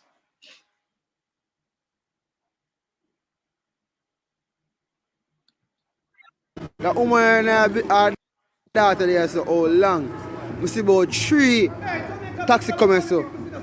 Stop for her foot and she asks them if they go to town and how them go. All and no one put her in night care. Everybody tell her the same thing. Transport down the road, mama, and I chance it. You tell me now, what the world comes? All the people in go to school, because everybody say you're not chance because she's been on the road and in a car seat put her in. You tell me now, what a slap is in the team. I can't show you a million of them there, you know. I can't show you a million of them there. So if you, the right, they say, they tell us, you can't leave the baby, make them walk, go where they are going. But you can't go into the car and leave them as a mother, you know. Adults can't leave them, you know. Leave the one of them, make them find them way home, like, you know, like we get to dog them. People take them, our government was supposed to care for the youngsters and the elderly and everybody, and the disabled and these people. Him leave them out in the cold. A good thing Jamaica never have no winter. Now have no snowfall. Them leave them out in the cold. Eh? And then him said this to the youth them too. Now let you know go upon him now, you know. Him said this to the youth them too, you know. Yeah? No, so I'm going to give you next one because it's so bad. Look, let me give you next one. Look here. Look here. Andrew, this is how you do. A while ago, no taxi no want to pick me up because I have the baby. And him say one man just get 2 tickets a while ago, so him no want bring me. Him no want carry. I'm not true. I'm stand up out there with my baby. Cha-cha star. This make no sense. So for the walk with car seat everywhere me are going, I'm answer me don't want a vehicle. That don't make no sense.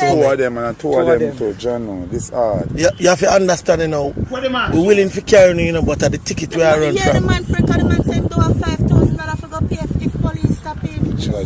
Man, we have to go do something about it. Yeah, do something about it. We have to do something about it, man. We name Jamie. All right. So we not turn a light on him now. We just want him by word, you know. This alone, you could have given something about Dr. of letters, humanitarian. Listen, hey, them have, hey, let me tell you this. Everybody for write to them, you know, because them forget fire who do this, you know. And so them I get paid in front of a face. That him go crab him in a thing. Look here. Look here. Let me show you the next one. Can we not turn the light on him? We just want him by murder and what him do. Look here. Message to Andrew Holness and him new law. Baby mother can't go home because of him new law. Taxi man not carry step on the roadside want to go home. Because them say them not enough car seats, no baby seat, and no $5,000 enough to pay. So people want to tell me what we do. Taxi there. Nah carry no schoolers, nah carry no pitney, nah carry no baby. Because him not have a vision, him not like kids. So when him do that now, him turn around, you see, them things are evil, you know. They give him the doctors that what, letters that what. Come on, humanitarian what? The man evil, man. Look here. Look here. I'm going to show him what him do. We can't let him off of this. Bite of the week. It comes from a taxi operator who complained that despite the Prime Minister's instruction for the police to use their discretion, tickets were still being issued for not having a child car seat. Here's our bite of the week. Once they see one baby no car seat ticket, 2 points off of your license. And license, I remember say, the ticket them not cheap like a one time they get $500 for one seat belt or $250 for one seat belt ticket. You understand? I know me don't know if they raise it again, because only did that the government now raise now. 5,000. So them did stop carrying, enforce them if they don't carry no kids at all. If they never have the opposition and people like we will come out and say no, it can't work. It don't come out for the book, you know. Because Mark go down there and draw legislation for them push it away. Use the majority and push it away. Set not city house. We had that church still up on the book, them still can charge you. May I tell you? So all you give him something like this. Delaware State University, a criminal university too. And I pay them again. Let me show you one more thing. I'm going to let you know go upon him. One more. So I go tell you what going to be the case, you know. And I let go to the Titans and I want to make wrap it up, you know. One more and I'm going to let you know go upon him. Watch this. Chop them right away. Watch this. I feel let you go upon him, man, because he's dangerous, man. Look here. Just hear this. I show you some love youth. I don't know what them do. Listen this. Around with guns who believe that them will go in front of a judge and they will plead a case and they will go through some bargaining process and they get 6 months and come out. Rubbish! What them say? Radam! You're going to get 15 years minimum. Yeah, but you nobody. Which prime minister ever you going like Skettle so? Only Andrew. You them and what have you, you know? More one them go school and them dick youth. You know talk about no gang no the only little boys when them around they go rubbish, radam, you're gonna get 15 years. You can't and I talk about every youth a star now. No, I'm not taking man. Arrow. Yes. Hold on the arrow. All right. As it relates to Delaware State University, why did they not do a research on this Prime Minister before awarding him this honorary degree? Very good question. if they had done so, they would have not given it to him unless he had already paid for it, as we are now seeing. Because this man have so much humanitarian fraud against him that what it has done to Delaware State University, it has degraded their integrity. That's what it has done to them. Because they are now lying to us, Jamaicans, who are questioning their reason for awarding the Prime Minister, the Lie Minister, the Dr. Philai, this honorary degree. And it shouldn't be. Because once he's nominated for a degree to be handed out to him by your institute, you should have done a due diligence on the person. They never nominate him, them just carry him on some things run and them give him. So it was well, in that regard, you know, but it was nominated for them to. Hold on. So the leave the nomination. Okay, you don't hear about nomination. Never a nomination. Let me just tell you that you understand. UA refuse him and then kick them out of over the office up in New York. Yes. And then them turn and go chat to Shia, Remarks, and the other one named Roach. Them go chat and set it up. So them give them contract now. And them are charge people. Want to see it. Yes. Yeah, so it was mentioned. Right. It was mentioned to Delaware State by the ambassador. Them and them, because them want to come and say yes. So them give him something. Because them are try. Remember, you know, something was mash up and done. And them thing was. Can't remember cut off the knob, you know. Remember, you know, my liability to JLP, you know, the party, it carry me now. Him no good. Him a mash up the party. So when them are try to do this, and them that run with the doctor this, and then them that promote it, is a PR stunt to fail. It's a dirty thinking PR stunt to fail. You understand? So when Dr. Philai run out and call himself Dr. Philai, they call it Dr. Devil, Dr. Philai, Dr. No, Dr. kind of sitting. You understand? Dr. Do. Continue. Yes.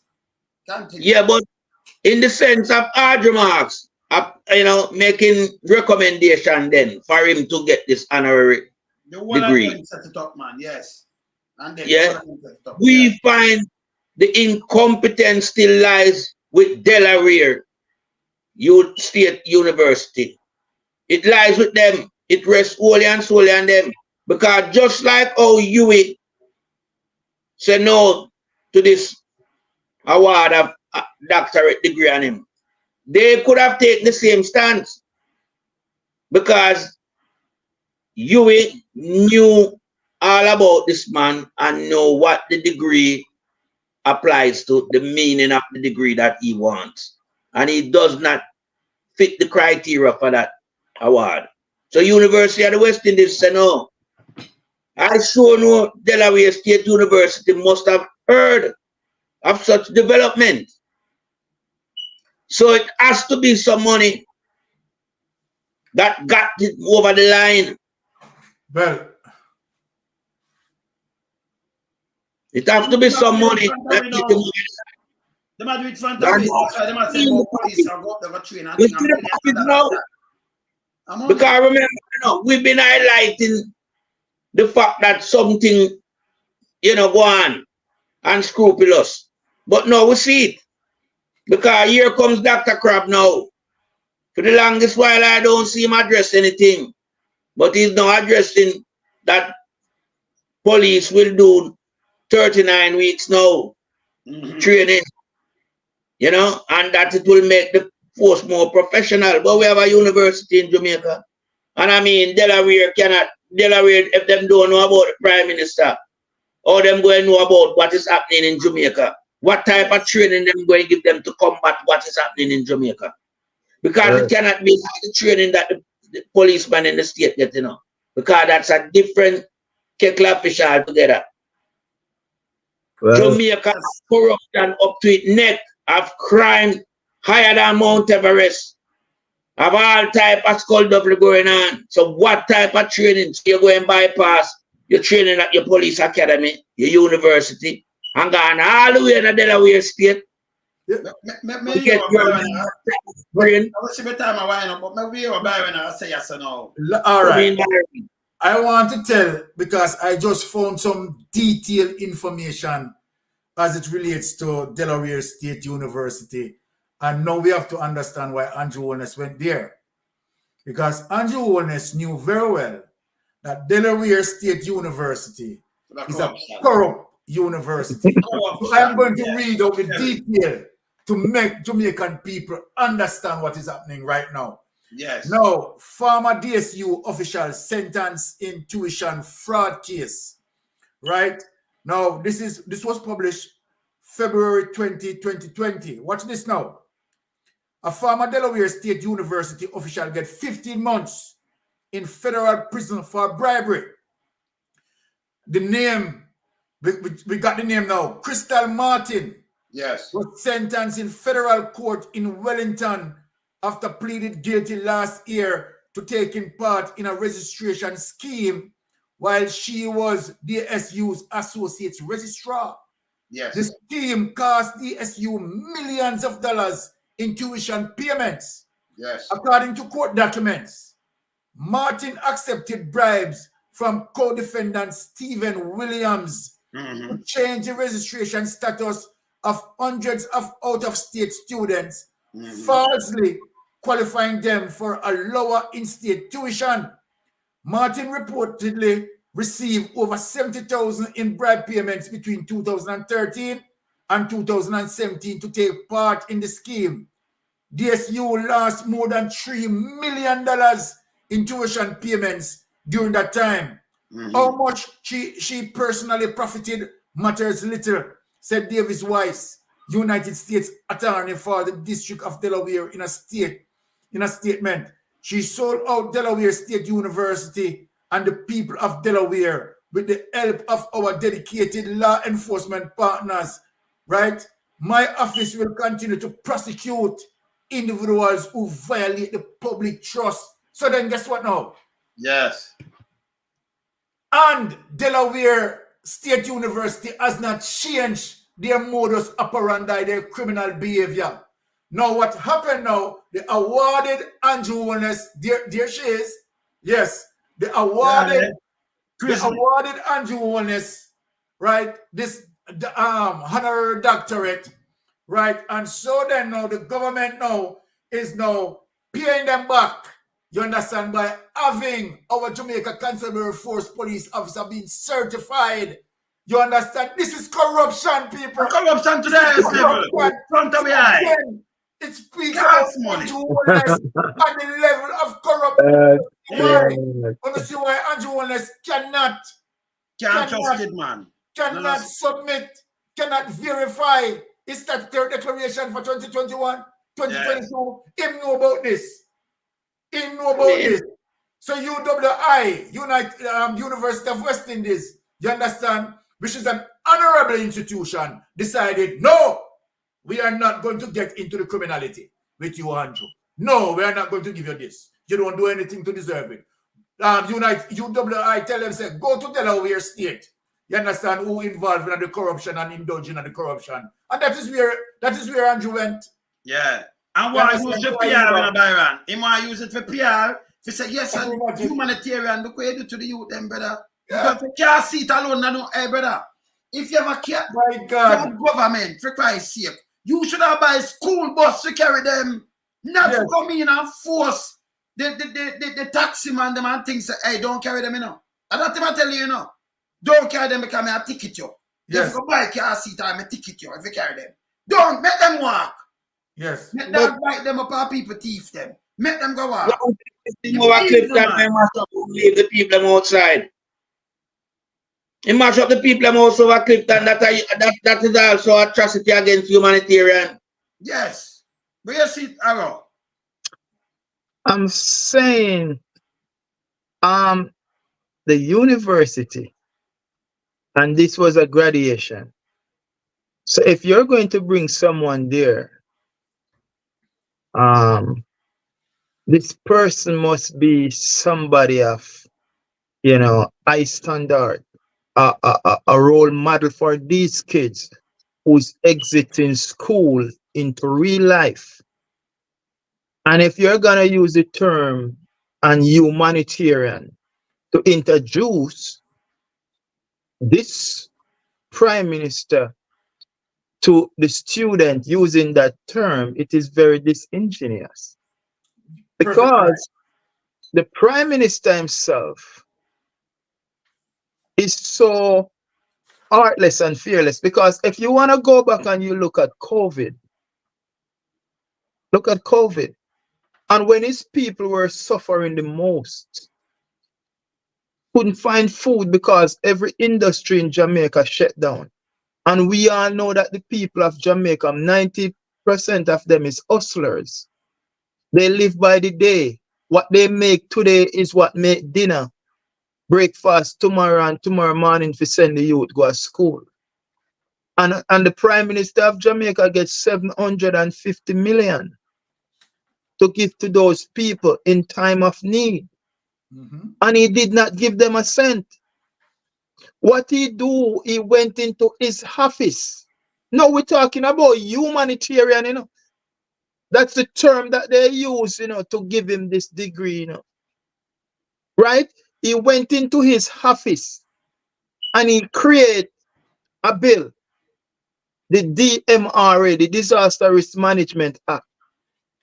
And the same poor people them who couldn't find food to eat because every sector in a Jamaica lockdown, him decides that me have to suck a revenue from out of un.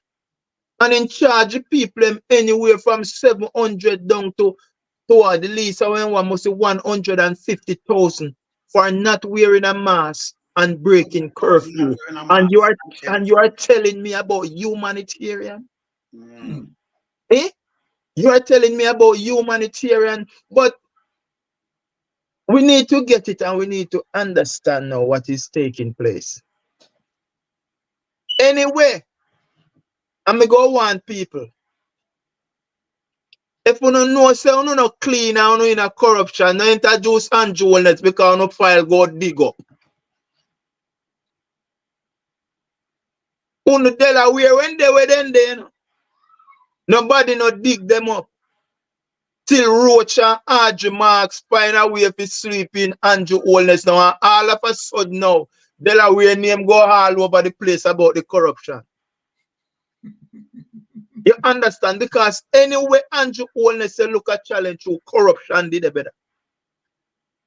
Corruption is there. Because this man not do nothing legally. The University of the West Indies, where the headquarters, the head office, are where you are the Prime Minister. And you are the Prime Minister for the headquarters. And the people and tell us, no, you don't deserve it, you don't worth it. You're evil, you're wicked. So for we to give you this, it's a slap in the face of the Jamaican people.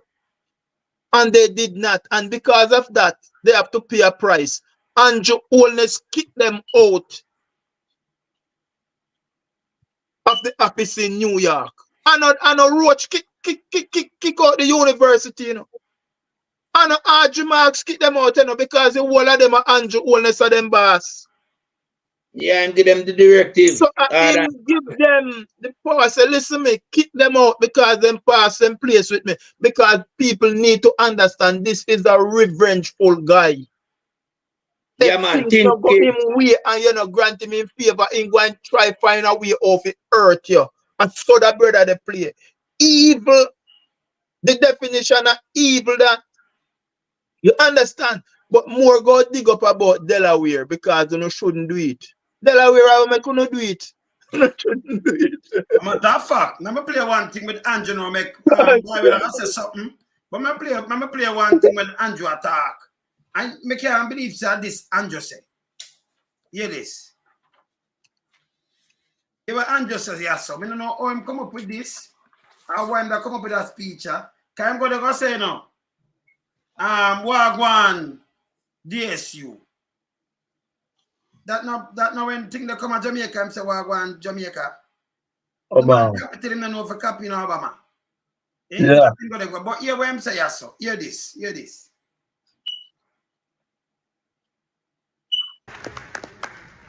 Now, as a parent myself of university students, you will understand if I especially acknowledge the parents and other family members and sponsors. And I gather all sponsors reaching at this, you talk to the kids them. You talk to the people them who graduate. All sponsors reaching at this. You know, you graduate them, you might encourage yourself and you wear this and invest in endeavors and all kind of things. And all sponsors, because of that, them did it for anything with money. I especially acknowledge the parents and other family members and sponsors, and I gather even employers right here.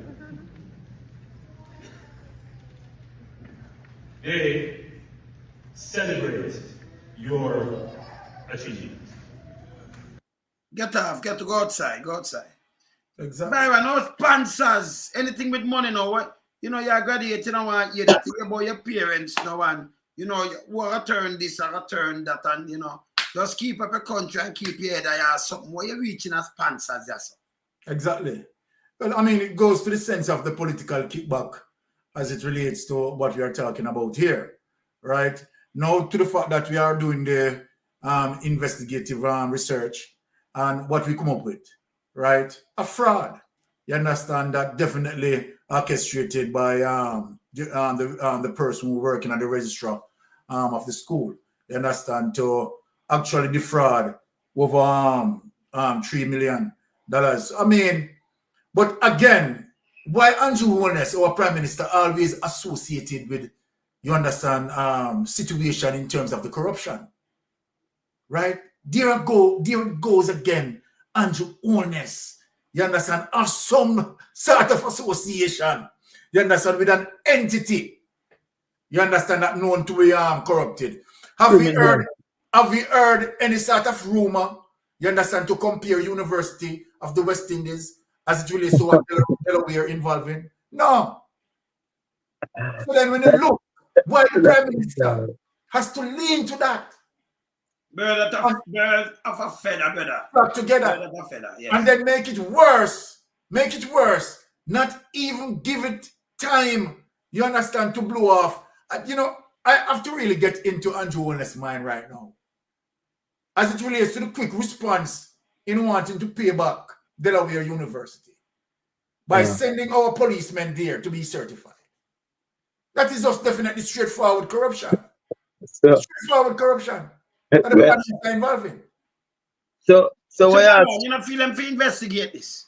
Exactly. You know, I said, no, but this look good. You get this Friday and by Wednesday now you come in and say you are send the police good management skill. That means him bring the police. Just say if you have no good management skill, you know, that means a line that help and go then. So that means it a run down there, that means they have no management skill, none at all. Him bring them under the bus, him bring them under tree, him bring them under Big Mama, him bring them all over Precipice right now, the whole police force. Because this is right. They might get good management skill. This is crazy. It is too obvious. Too obvious. It is too obvious, bro. The University of the West Indies say you not deserve it. And the headquarters is in Jamaica, and you are the Prime Minister for Jamaica. And you cannot get it in your country, boss. It is telling you that something fundamentally wrong. Oh, you're gone in our next man. You can't get it in a few, and you're gone in our next man. You have to explain. Me not know how you understand what I said, bro.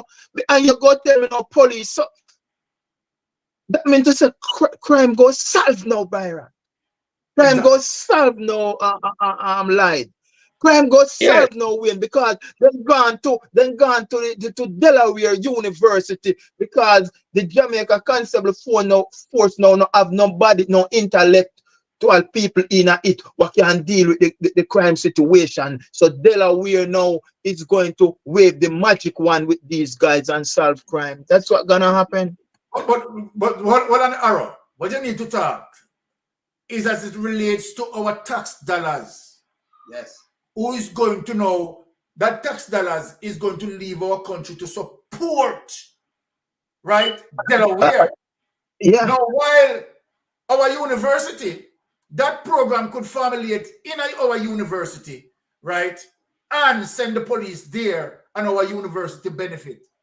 Andrew Holness now outsourcing that to Delaware to the fact that he had gotten an honorary doctorate. This is corruption. But what I just stated before, if you go back, if you don't give him what him want, him go hurt you. It's a message him sent to the University of the West Indies, you know. So me nah give uno the money, me a kick uno out, and me a go to Delaware, go pay the money to a foreign country instead. Yes, instead to spend the money in your own country. You understand, with the university, what the other day them in a problem. You can't see where they stem from, you know. The other day the teacher them go say the professor them say them a strike. All right. Because you don't want to pay the people them their money. So we see it's something when they brew, but we don't know when they go on. Because the people them wall out, because remember, say this thing is not an overnight thing, you know. This thing discussed already, and the people them wall out and say, listen, me Prime Minister. If I this year come with brother, I not go work.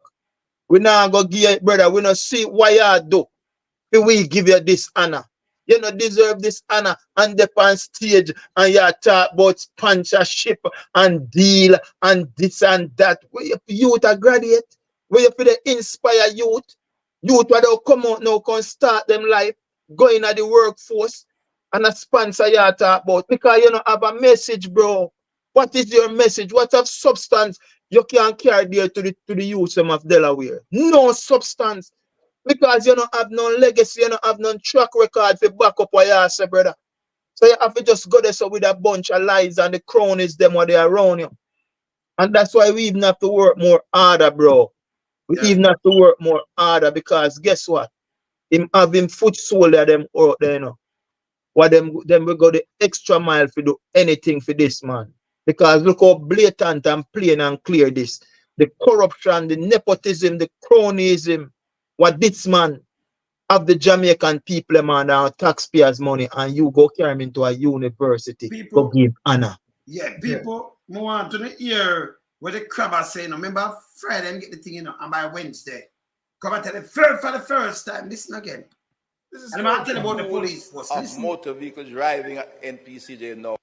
Bring back crab. The command course at the National Police College for senior officers has been revamped from 10 weeks to 39 weeks. That's a three-semester program and is almost equivalent to a master's program. Three-semester program.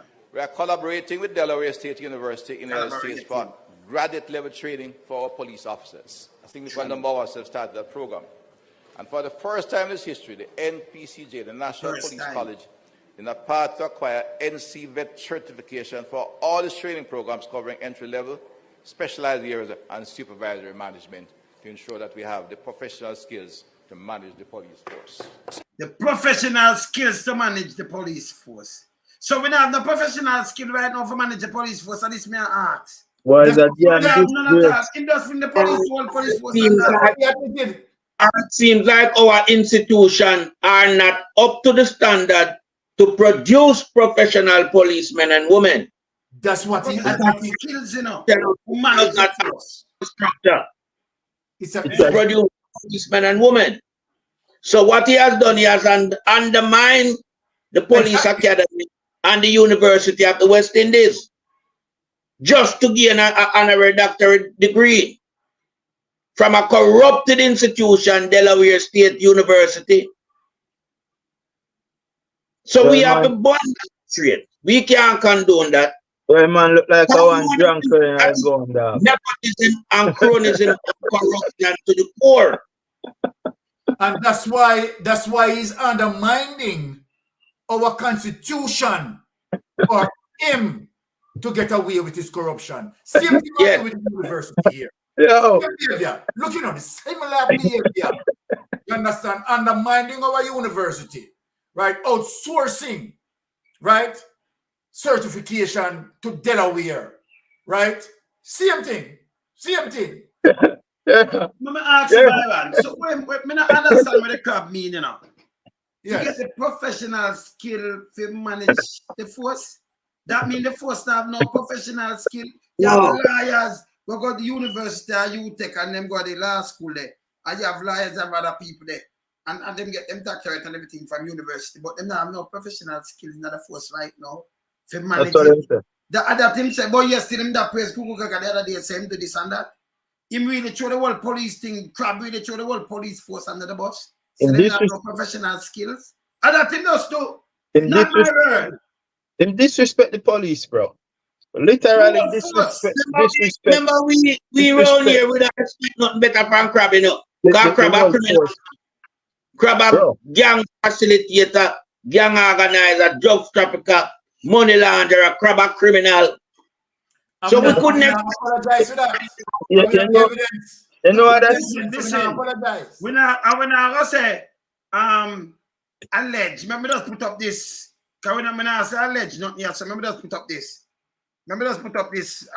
Which was not our word. So we they are chatting now. Remember just put up this phone now. Let me just see what I want here. So we just repeat not our word. So I could just about this. This is a WikiLeaks. Yeah. But me concern, and this is 2004 cable. Okay. That's just the other day I said, not 2000. In 2004, Robinson was named along with the fellow JLP members, Shiny Robinson and Udis, Horace Chang, has been involved with money laundering and organized crime by local sources, according to DEA sources. All right, so I could just move that. Not our word. No, sir. Not our word. You argue with USA, I argue with UK, and all of them. Yeah, man. We just repeat the things that we're doing. That's how we are doing. Which is right. You know, these two guys, deputy and prime minister, they're lockstep. You know what I mean? And the prime minister went off and do his shit. Then a few days now, him come out and make this grand announcement. It's wrong. This is a corruption. You know what I mean? But you know, we just watch the line. They are paying, they're gonna pay Delaware. It cost the taxpayers of Jamaica. Yeah, that training institution, our policeman and woman over there.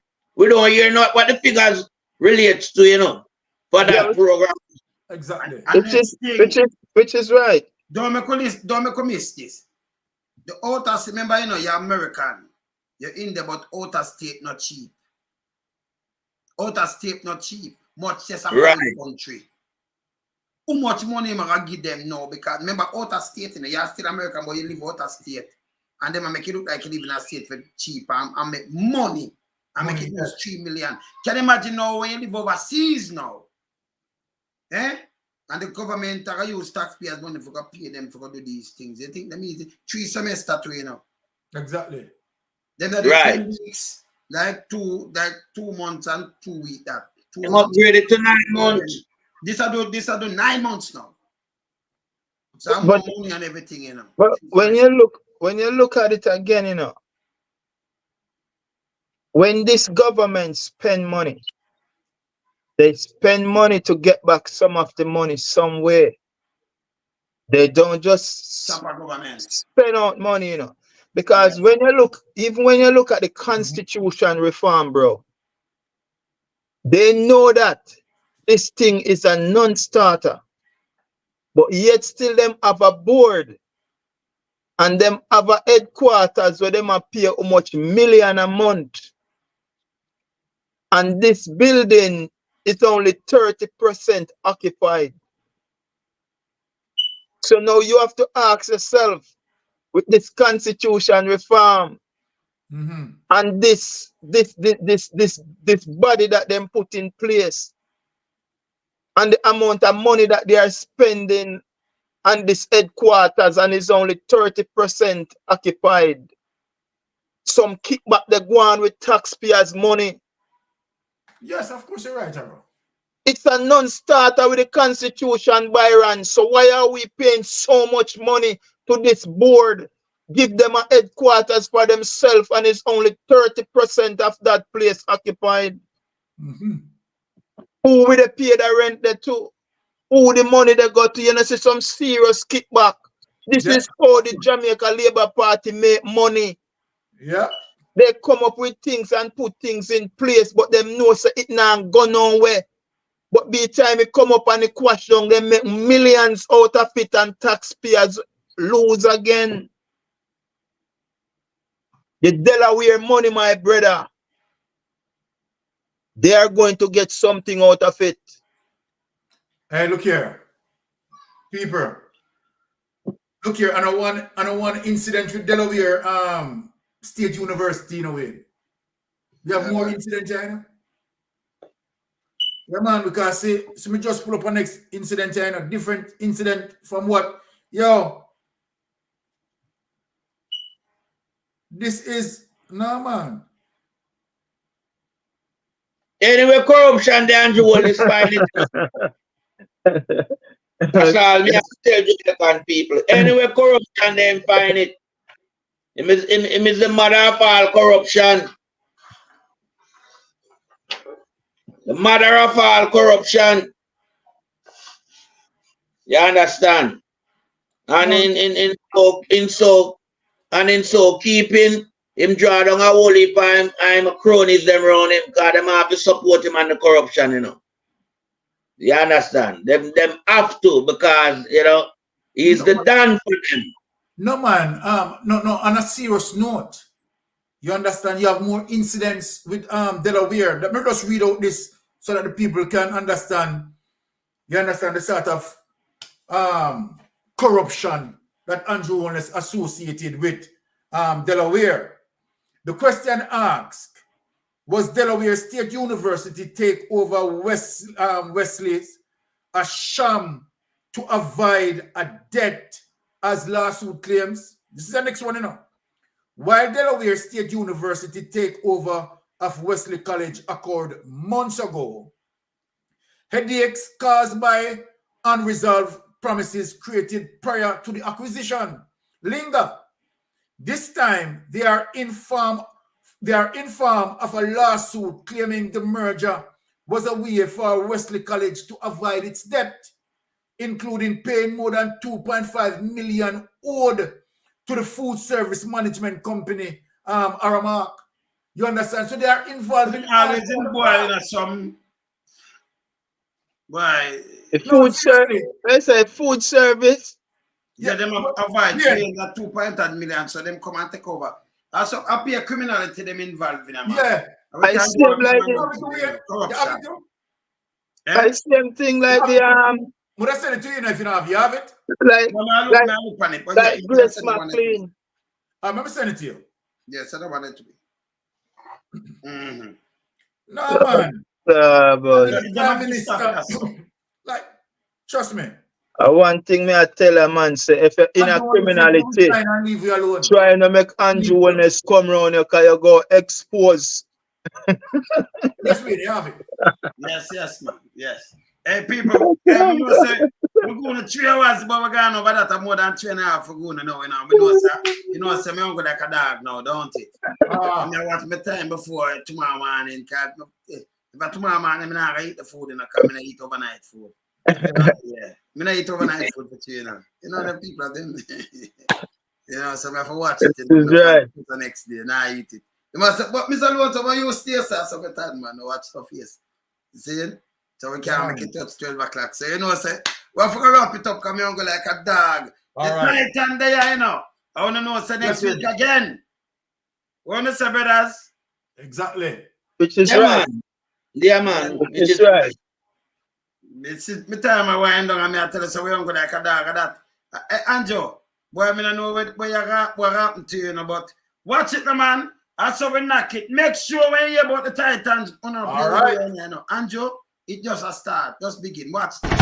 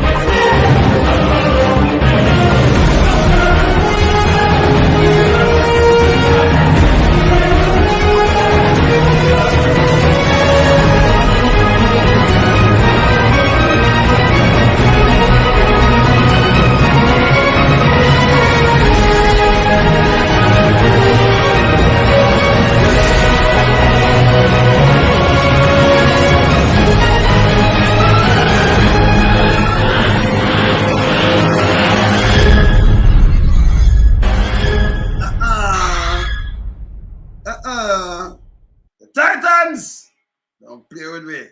Every Thursday. See the time. When I see the time, we're there. Which is right. Bless Yeah, night here. Bless All up. right. Time. Peace out. Yeah, man. Yeah. Oh.